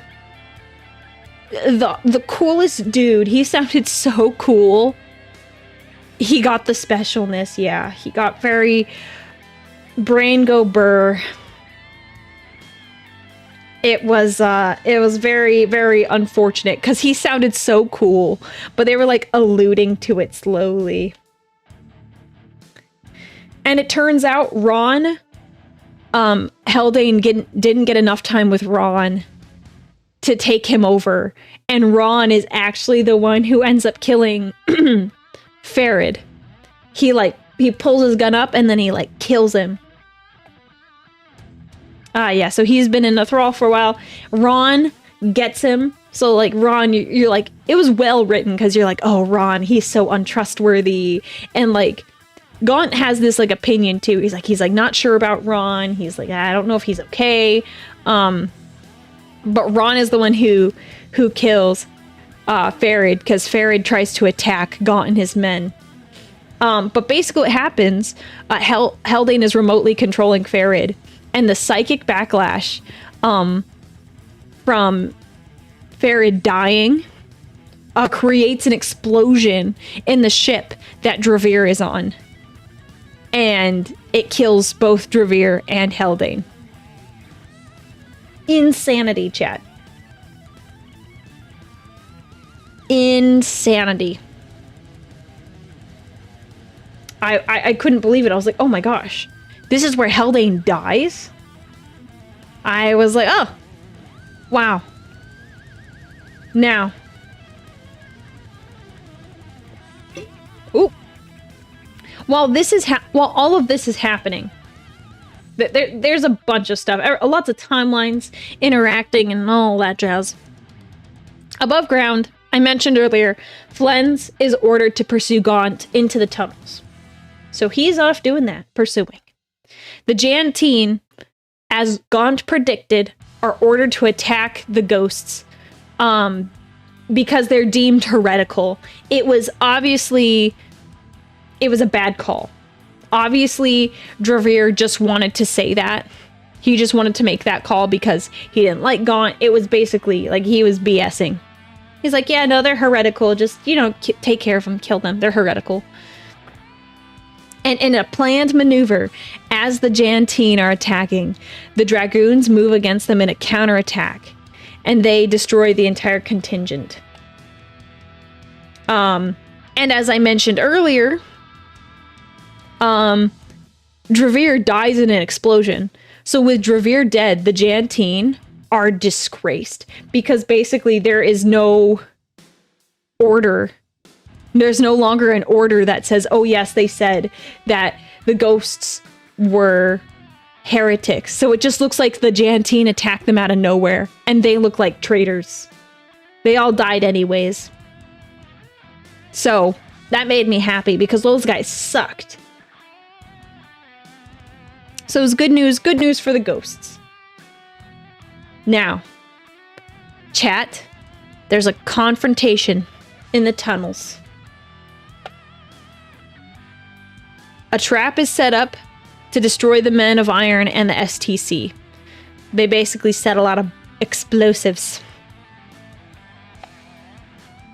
And as they flee, Gaunt encounters Flens. Flens, who came into the tunnel to basically track him down. So he encounters Flens, who has like 2 of his men hostage. And we get Gaunt's entire backstory. Which the backstory is technically revealed throughout the book, but it makes more sense for me to explain it here in like this one slide. It just makes more sense. If you're reading a book, they do it really well. So, in this case, Gaunt's backstory is revealed. So you know how we talked about earlier that Gaunt's father died mysteriously? And no one will tell him why because it's classified. So, Uncle Dursius was in command of Gaunt's, his father's regiment. and he is responsible for the death of Gaunt's father. In a political play, Derceus pulls his troops from the support of, in the support of Gaunt's, it's confusing, his dad's regiment, and basically leaves them, hangs them out to dry. He leaves them without support, and they get wiped out, annihilated because of it. And Gaunt finds out, and that's crazy, because we discover that because of this, so Gaunt discovers this, and he uses his position to perform a battlefield execution. Commissars are above, they are separate from the traditional guard command structure. So they can come in and they can serve executions. Generally, most of the time, I'm sure they're done without evidence. But they can just show up and do that because that is what they're allowed to do as commissars. So at this point, Derceus is a general, and Gaunt pulls up as a commissar, and he's like, you killed my dad. What you did was dishonorable and cowardly, and it's not fitting of the Imperium. You're coming with me, or you're gonna, you are responsible for my dad's death, so you're gonna die. And Derceus is like, well, that's funny. And then they duel. And it was an intense battlefield fight. Gaunt has this massive wound and scar on his abdomen from where Derceus almost cut him in half. And so they fight and they duel, but Gaunt wins. He kills Derceus, who was I say he's uncle here, but he's similar to a father in some ways. But he kills him. And we're like, dang, that is so sick. Good for you, man. We also discover in this moment that Derceus is Flens's dad. And let me tell you, the rationale Flens gave for hating Gaunt is yes, you killed my dad, but he seemed more torn up about the fact that because his dad died disgracefully, because his dad did a bad thing, and Gaunt came in, called it out, and then killed him because he wouldn't come quietly. Not that Gaunt wanted him to come quietly, he kind of just wanted to kill him, revenge and all that. Flens basically had to ditch his father's last name. He was basically I was destined to be high ranked, and I was going to be an officer, and I was going to be I was going to move up the ranks so fast. But now my family's disgrace, I had to change my last name, and I had to work really hard to get to where I'm at. And I was like, bro, you are horrible. You suck. You're rash. I could understand you killed my dad, and I loved my dad, and da-da-da. You could do all of that. The dad arc, that's fine. But it was that, but it was also I feel so entitled to the positions I should have been in because of where my dad was, that I am so mad at you for that. It's not, it's no longer you just killed my dad. It was you took so much away from me, my potential. And I'm like, bro.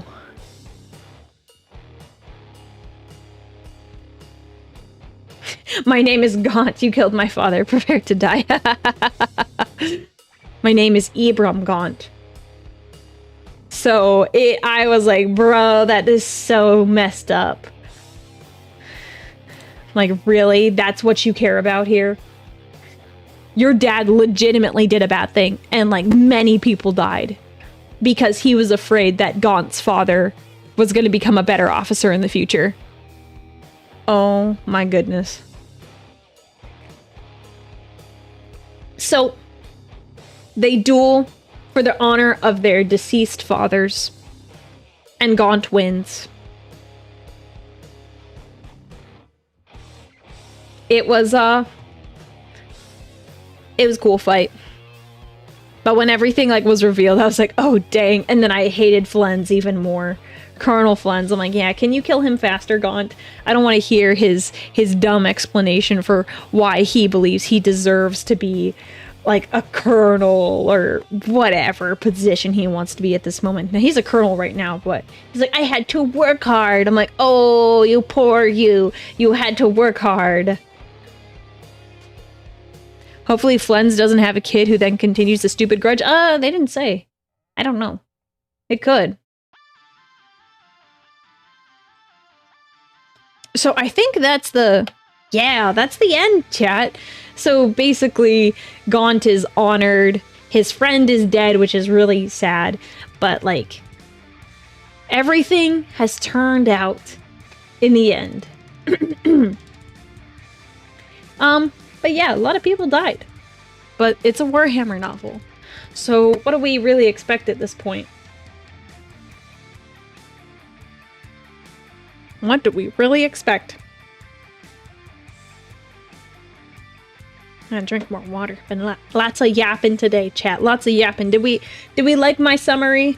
I have some memes that we're gonna go over, just a regular Gaunt memes.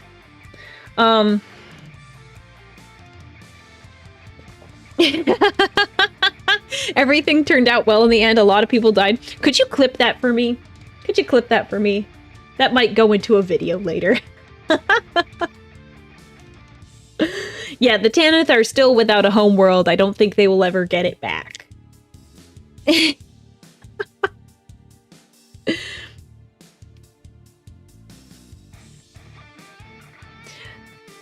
Just another Tuesday for the Imperium. You're right, correct. No actual ghosts, hardly spooky at all. 0 out of 10. It's not supposed to be spooky. Yeah, we could talk about how Milo is a psyker. So, Milo is... I don't know much about him.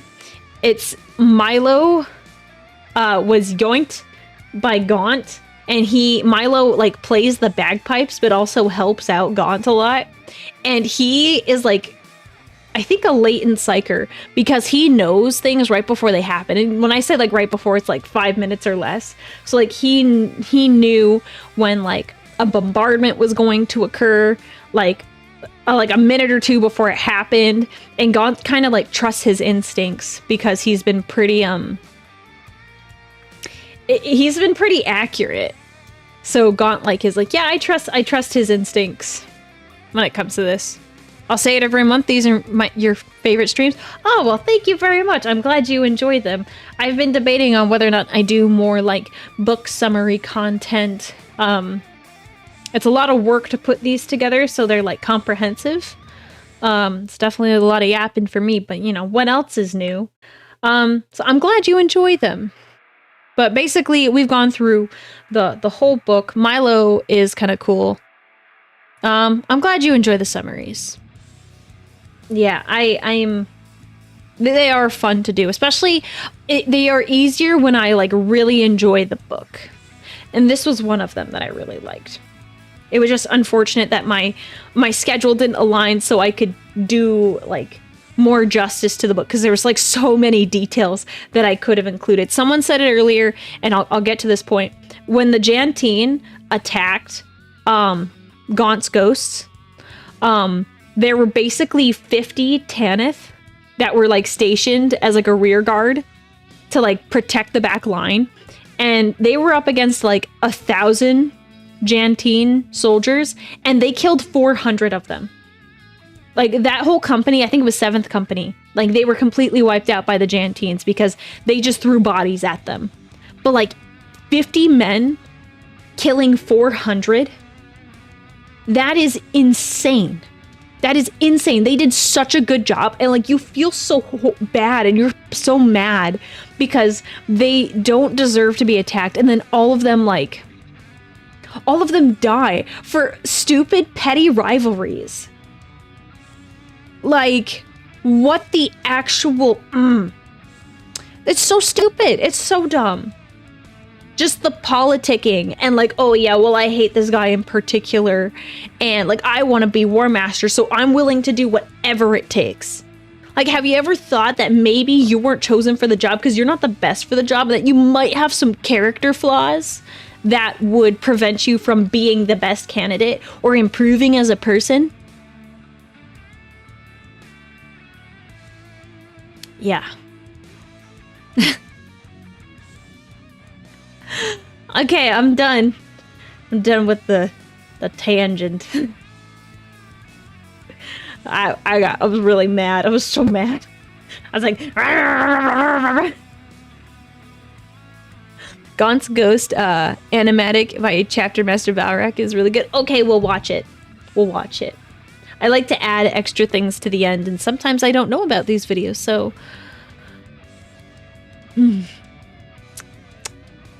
Yeah, at this point you can speak no spoilers, because the book is done.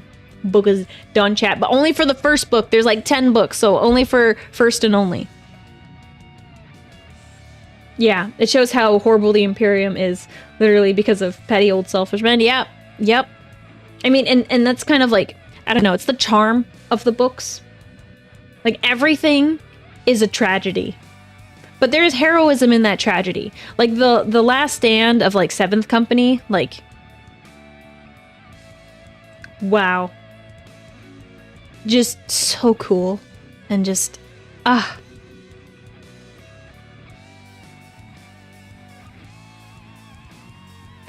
Makes me sad, though.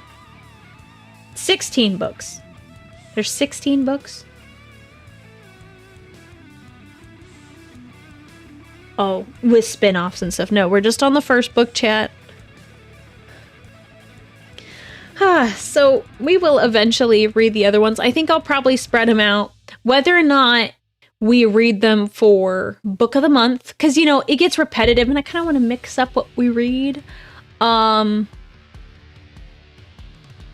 But I'll at least present them eventually. Kind of like with the Kane novels. I've read 2 other Kane novels, but I probably won't present them until, like, maybe later on in the year, if I even do that. Because, like, the content can be repetitive, and I don't want to wear it out too much. And, you know, just a nice little, like, a nice rotation of different books, different situations. Yeah. Would you use the Man of Iron if it wasn't corrupted by chaos? No. No. We won't get into it too much, but with AI as it, like, already is, like, it's not my preference. No. I would not use Machines of War to do that. That's I think that's a great way to get, like, Terminatored.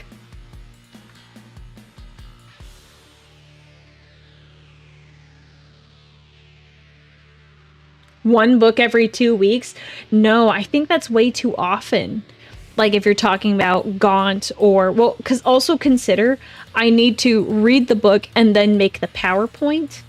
And the PowerPoint I like to spend a few days on. Not, like, straight days, but, like, a couple hours for a few days to put it all together. Like, I'd say for this... Like, for the first Kane PowerPoint, I probably put, like... 6 to 7 hours to 8 hours into it. I can't remember precisely, but, like, I don't want to do it so frequently. Maybe every, like, 2-3 months, maybe even longer.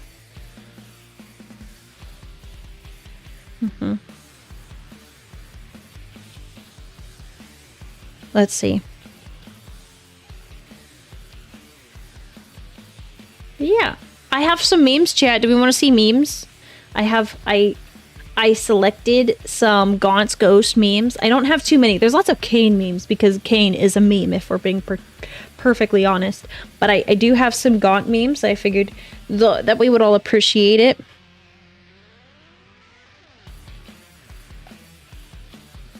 Dan Abnett. Any ghost we care about. That's how I felt sometimes. And I doubt we've even gotten to some of the books where we actually care about some of the ghosts. But, like, there was moments where I was like, oh no! Oh no, that's so sad. You're in the Sabbat worlds, Crusade, and you hear the bagpipes. As an Imperial, you don't care. But if you're Chaos, you're in trouble, chat. You're in trouble, chat. I will cry later in the series. Oh no, that's not good.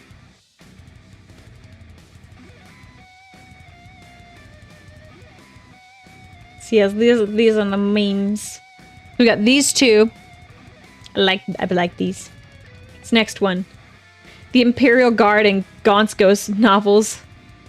The Imperial Guard in every other novel. I mean, the Gaunt's Ghost, like the Tanith. They are so cool. Everyone else looks so lame. I'm not gonna spoil things if I looked at memes and I didn't see anything that was like too crazy. Like I literally picked out 5 memes. Anything else I don't like understand. I was like, whatever.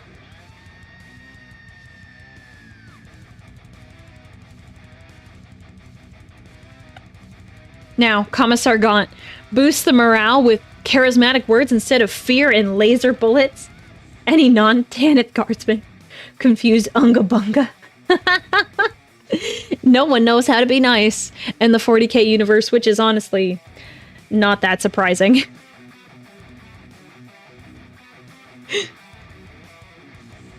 Did I ever see the 40k papers? No, I didn't. Or haven't, really. Well, yeah, no, we like the Vitrians. I'm just saying, compared to, like, the Tanith, like, everyone else, like, just isn't as cool. Even if it's just by, like, a little bit. Even if it's just by a little bit. Yeah, being such a nice commander that your soldiers will charge demons for you is insane, yeah. Just don't be so dumb. Like, it is greater to be loved than feared.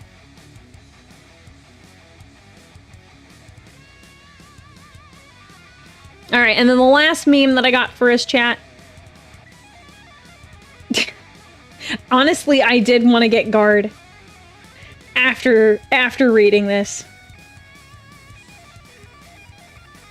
Like, honestly, I'm like, man, Guard sounds so cool now, but you know how many models that is? It's too many models, chat. That's so many, so many models.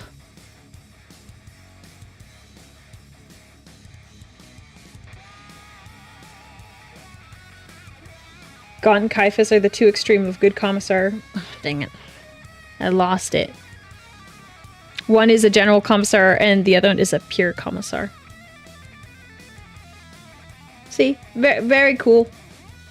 You spent $2,500 for 2,500 points of Guard. Oh my gosh. I could not. I would get other things with my money. That's a personal note of my own. Ugh. That's how you know the book was good if you want to get the models? Yeah. Even in debt, I still serve. Chat, don't go into debt, please. Don't do that. Don't do that, chat.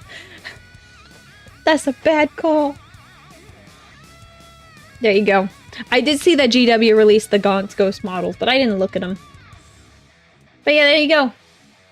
The end of the PowerPoint, chat.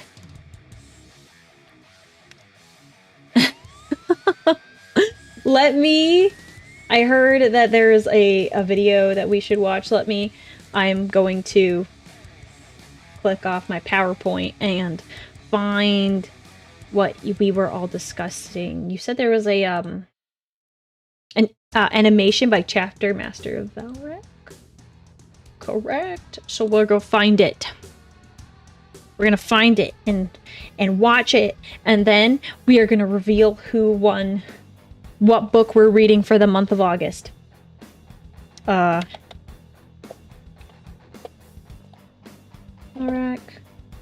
Gosh. Let's see if I can. Yes! Perfect. We found it. We found it, chat.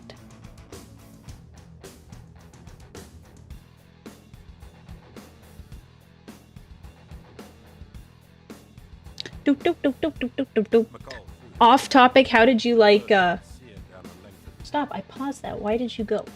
How did I like the D&D collab? Oh, it was a lot of fun. It was cursed. It was cursed, chat.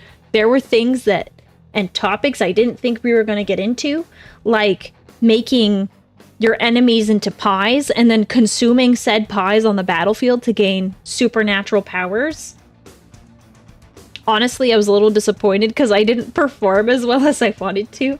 I'm really lucky when I play Dungeons and Dragons in person, and frankly, I did not do a really good job here on the internet version, which sucked, but you know, what are you gonna do about that? You can't do anything about that. It is what it is.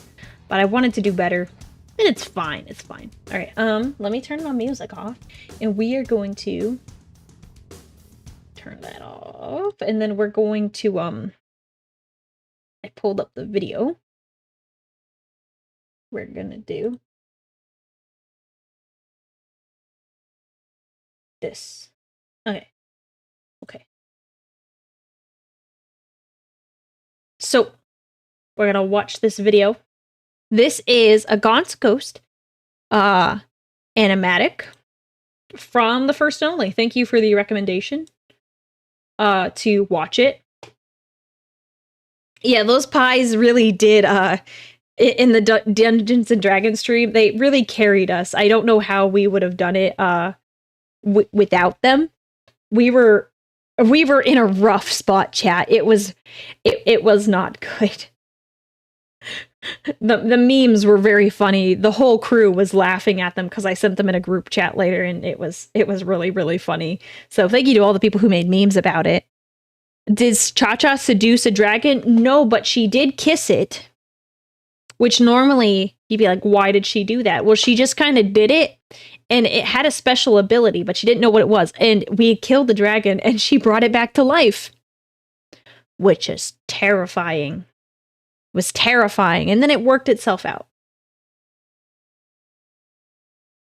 Don't ask, honestly, that whole thing, like, I was like, what is going on? But, you know, I had fun. I was fun. It was a good kind of chaos. Good kind of coass. Let me see. Oh. Why is it? Why? One second, chat. The screen, like, why is it like this? Oh, I see. Hang on. Sorry, I changed the sizing because of the stream from yesterday. I didn't think we were gonna watch a video. Not the stream from yesterday, but the D&D stream. Okay, I think that's good. Let me make sure it fits nicely. Okay, good. You can see everything. Great.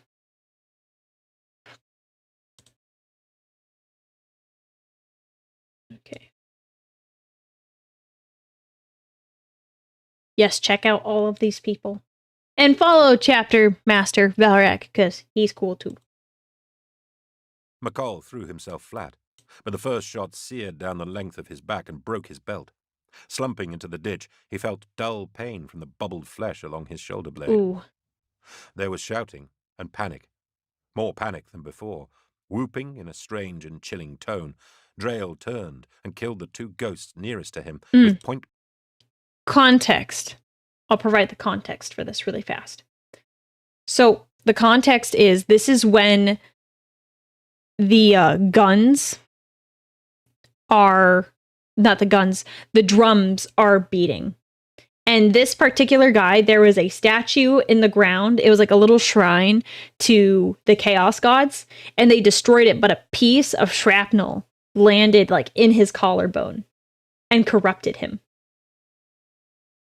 So this is when the drums are happening. They're trying to make their way forward, and then this guy has a bad time. Blank shots to the back of the head. As others scrambled to get out of his way, he turned his gun to full auto and blazed at them, killing 5 more. 6, 7. So many died. Corbeck leapt to his feet, horrified at what he saw. He swung his lasgun into his shoulder, took careful aim and shot Drail in the middle of the chest. There was a pause. He did not die, chat. Corbeck edged forward, as did McCall and most of the men, those that didn't stop to try and help those that Drail had blasted, who were still alive. For Feth's sake, I like, okay, he makes me, he has a fuller mustache, but he gives me like Obi-Wan Kenobi vibes.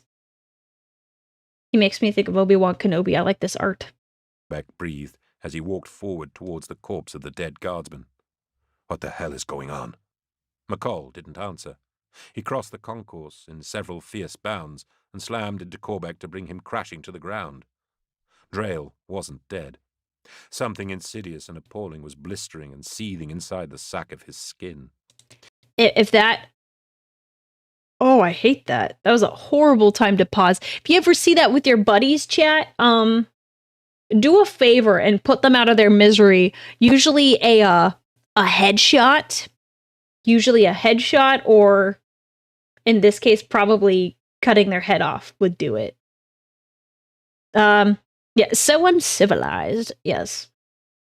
He rose, first from the hips, and then to his feet. Okay, this is a... By the time he was standing... That visual, I was trying to imagine it in my head and I couldn't, so this is perfect. He was twice human size, his uniform and skin splitting to accommodate the twisting, enlarging skeletal structure that was transmuting within him. Corbeck didn't want to look. He didn't want to see the bony thing which was erupting from Drail's flesh. He looks watery. He looks less like Obi-Wan Kenobi now. He does not look like Obi-Wan Kenobi in this moment. It is the illusion is gone. He didn't want to see the bony thing which was erupting from Drail's flesh. Watery blood and fluid spat as the chaos infection grew something within him. Something that burst out and stepped free of the shredded carcass that it had once inhabited. Drail, or the thing that had once been Drail, faced them across the yard. Oh, that's terrifying. It stood 4 meters high, a vast and grotesque skeletal form whose bones seemed as if they had been welded from tarnished sections of steel. It looked like it was smiling. It turned its head from left to right, as if anticipating the carnage to come. The beast reached up with great metallic claws and screamed at the sky.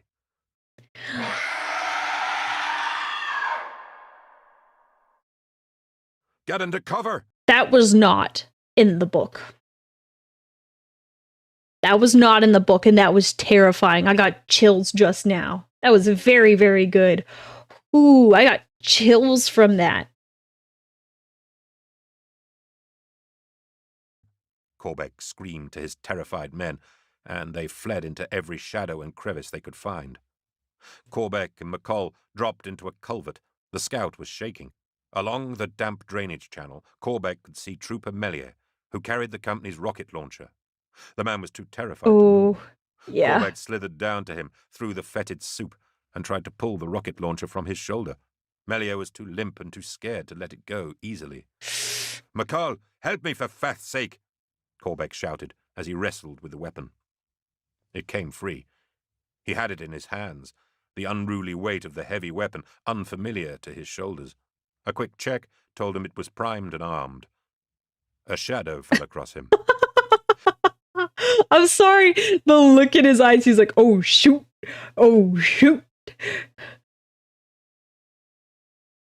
The beast that was no longer Drail stood over him and hissed with glee through the its dog blunt, tags. equine teeth.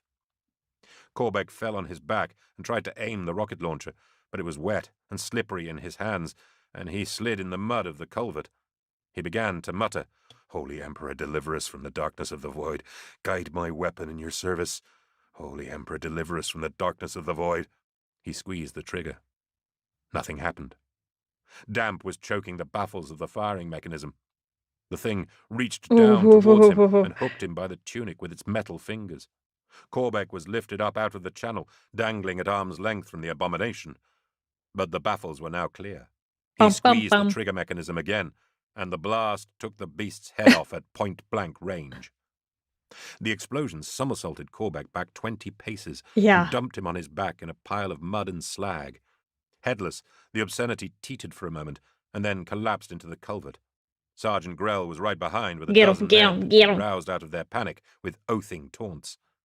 They stood around the lip of the culvert and fired their las guns down at the twitching skeleton. Corbeck looked on a moment longer, then flopped back and lay prostrate. And honestly, that is like a reasonable response after seeing your buddy, who's actually, they described him as like a huge ladies' man, and that his what shall we say, his conquests were legend in the Legion. Like a guy that was like class clown vibes, very cool. Everyone liked him. Turns into that. And then you have to face this thing that is no longer your friend. And yeah, honestly, I would lay down after that. I really would. Now he had seen everything. There you go. That was the end. I should have waited till the very, very end. Someone said that the Tanith all are like homeless men, which you aren't wrong. The art depicted them. They look like kind of like they're homeless, but they are also legitimately homeless because their home planet has been destroyed. Oops. That was a very good video. Very good recommendation. Thank you for recommending that. We will. Now, chat, it's time. All right, chat. While I pull this up, you should vote for what book you want to read next month. We will choose the book live, and then I'll make a post about it after stream. And this is the book we will read for August. We'll do this very same thing at the end of the month. Let me see what day of the week is the last day of August? It is the 31st, which is a Saturday. So on a Saturday, we will review this book that I will pick. So everyone vote. It's on the YouTube channel. I believe it is pinned in the Twitch, on the Twitch side of things. So go vote over there. And then it looks like, I don't know if there will be any changes. I know Valrak also has Sanguinius versus Angron. I've already seen them. They're really, really good. They're really, really good. I wonder if I have those videos edited. I should probably edit those. Those were good. I enjoyed those. So go vote right now. Currently, there's 227 votes. Oh, 262 votes. I just refreshed my page. So I'm going to take a screenshot because I don't think there's enough people that will vote to change the standings. And we'll have to see if there's anything we can review. My favorite quote from the book is when Ibram says, "That really gaunts my ghost." Stop that. Stop that. That's so dumb. That's so dumb. Where is the poll? It's on YouTube, on my YouTube channel. On Twitch, it is on Twitch, it is pinned. If you're on YouTube, it's on the community tab of my channel. And I made a post. I'll wait like a minute or two. But thank you for the recommendation, whoever, I forgot who recommended to watch that little animation. I enjoyed it. That was very good. That'd be kind of cool if I reached out. I have to see who the artist is. If I got something animated through them, that would be so cool, chat. Chat, that would be so cool. So we'll give it another minute.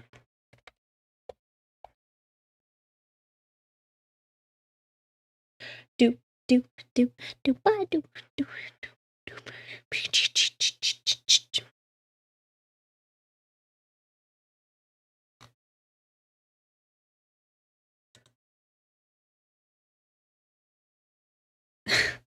Stop, chat. Your jokes are dumb.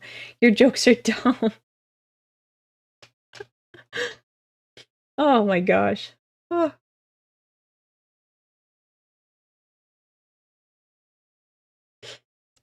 Let's see.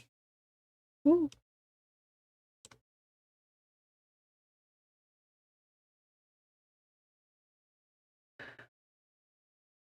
GW doesn't even sell commissar hats. What is this BS? I know there's someone on Etsy who sells them, but they're kind of expensive. But they're handmade, so like you can, like, they're handmade.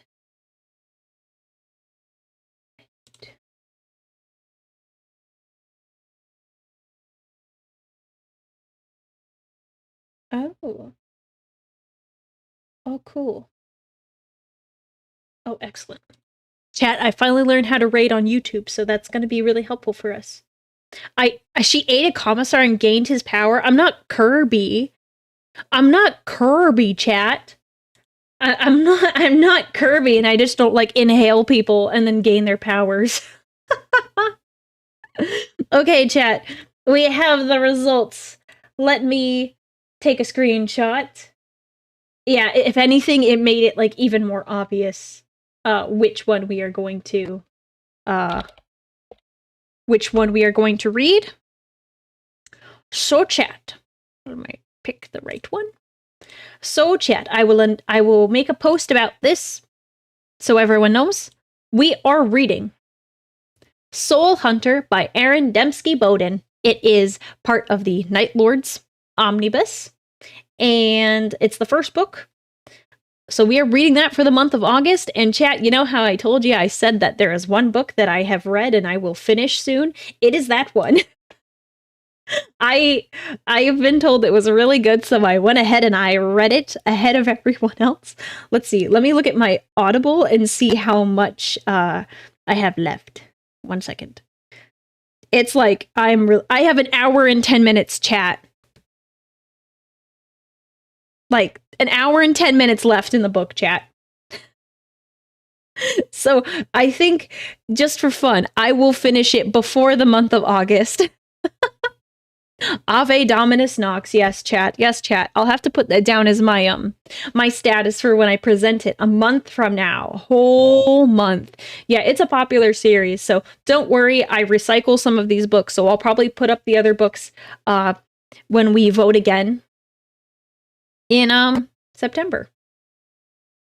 Not September, August for the September book. So yay! Let me see if there's any good Night Lord stuff that we can watch. Just to look at, just to get a little taste of what we'll be looking at. Let's see. Soul Hunter 40K. Let's see what pops up. Mama. Can I open this? Open. Move. Oh, apparently Adeptus Ridiculous did a review on this. I'm just discovering they did a little review on this book. I don't see anything that's good to go over right now, but we could do something in the future.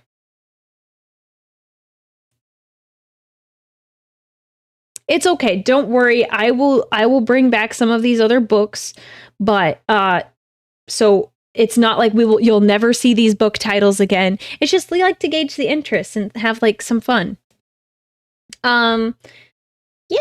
That's all I got today, chat. That's all I have. I'm happy to hang out and talk more.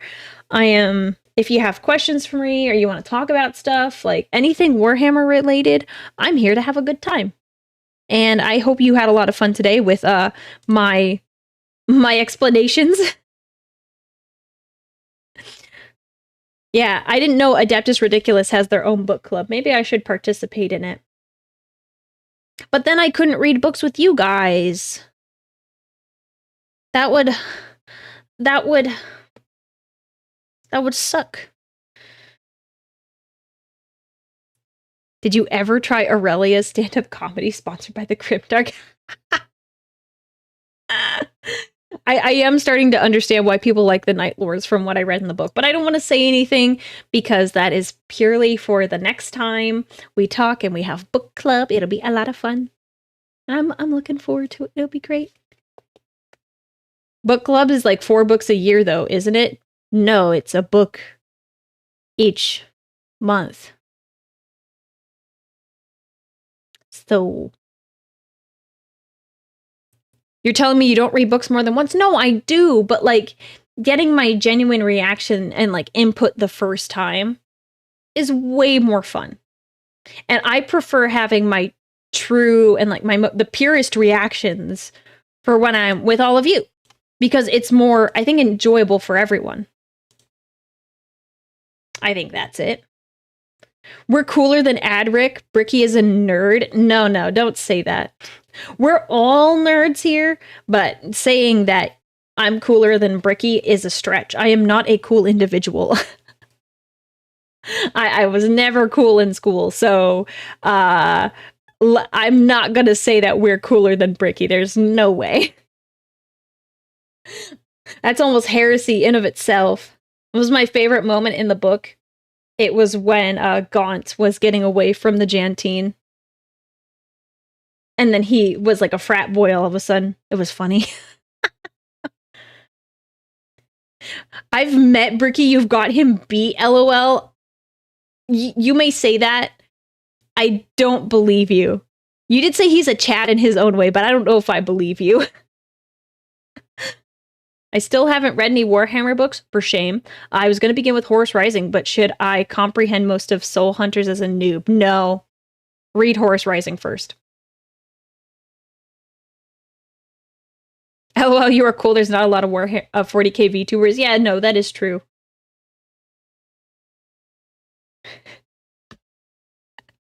What? Someone said something. I need to address that. Where is it? Wait. You're a lot cooler than I am. At least you graduated high school. Okay, chat. Okay. Here's the thing. I'll say this little tiny bit. Obviously, it is good to get an education.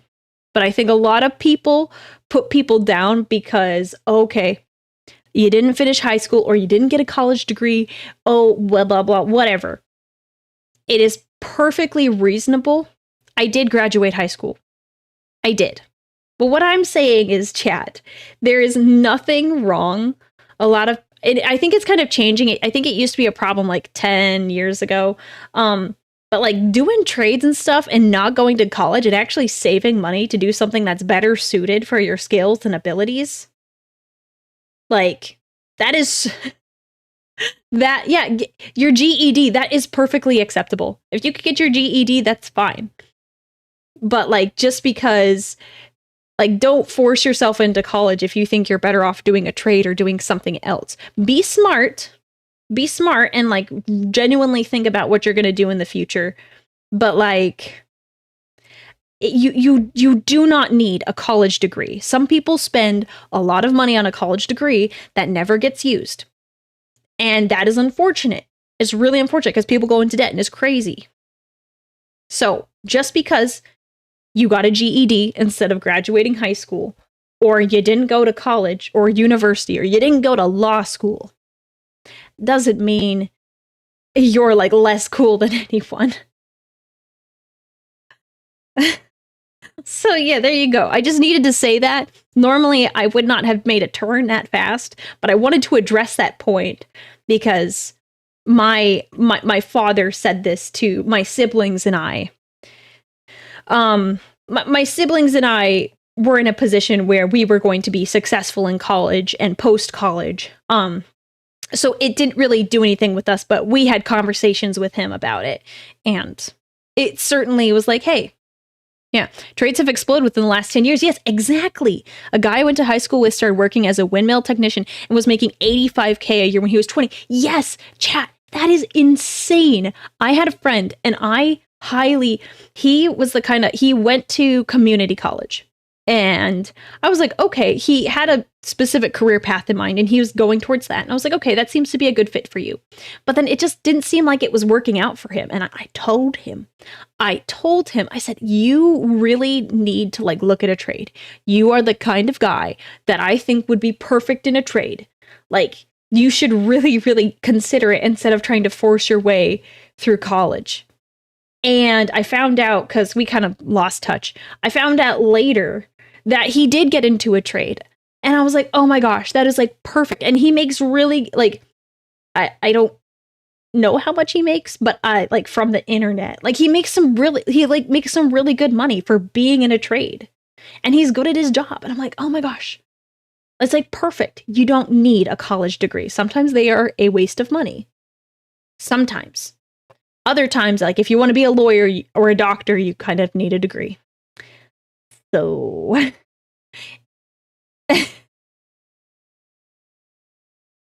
so don't worry, chat. You do not need a college degree to be successful in life.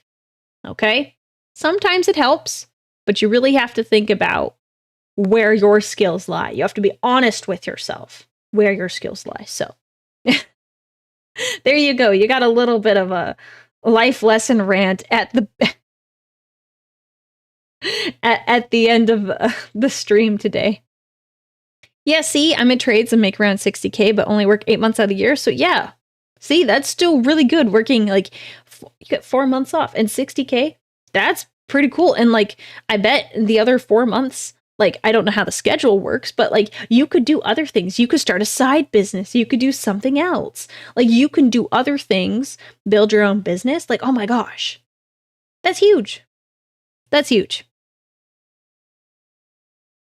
But it just depends.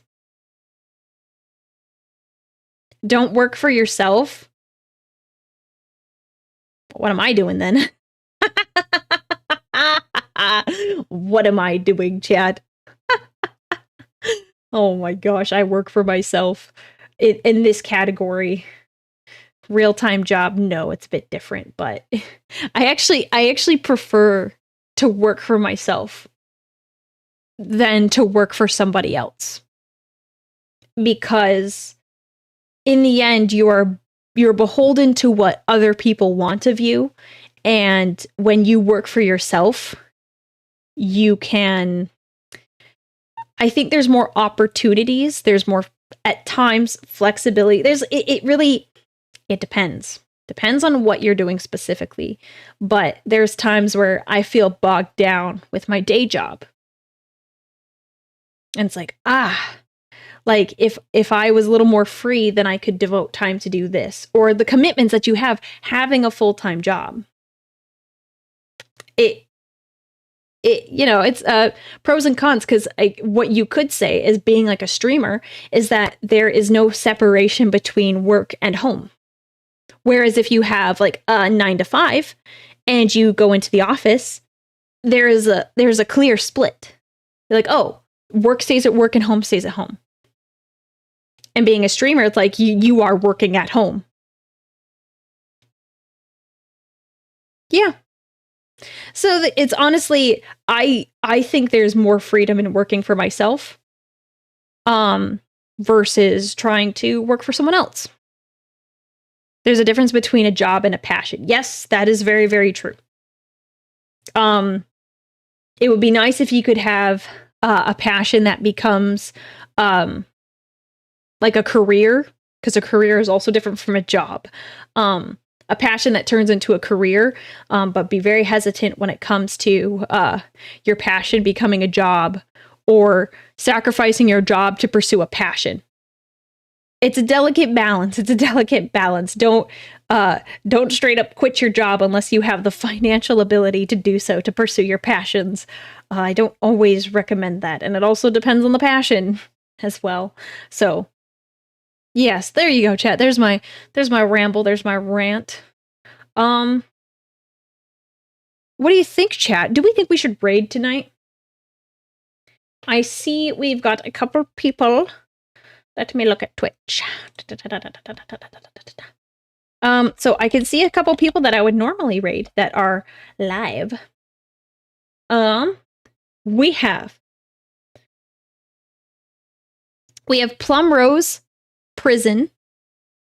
Oh my gosh, no. Plum Rose Prism, not prison. Oh my gosh.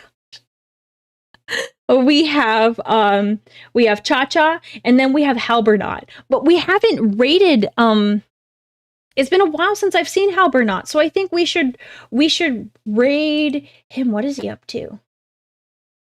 Dang it, I can't see. He's got ads. 1 second.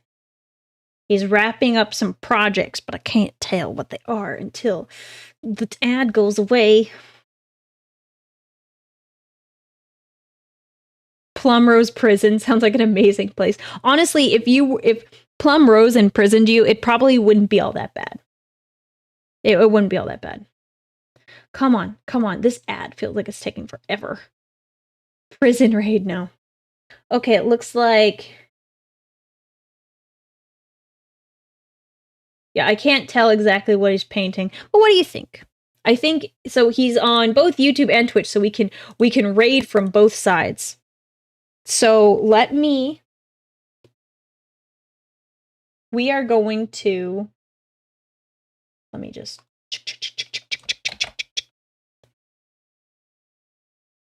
yeah, we can raid on the YouTube side though. We'll go through YouTube first. So we'll do YouTube.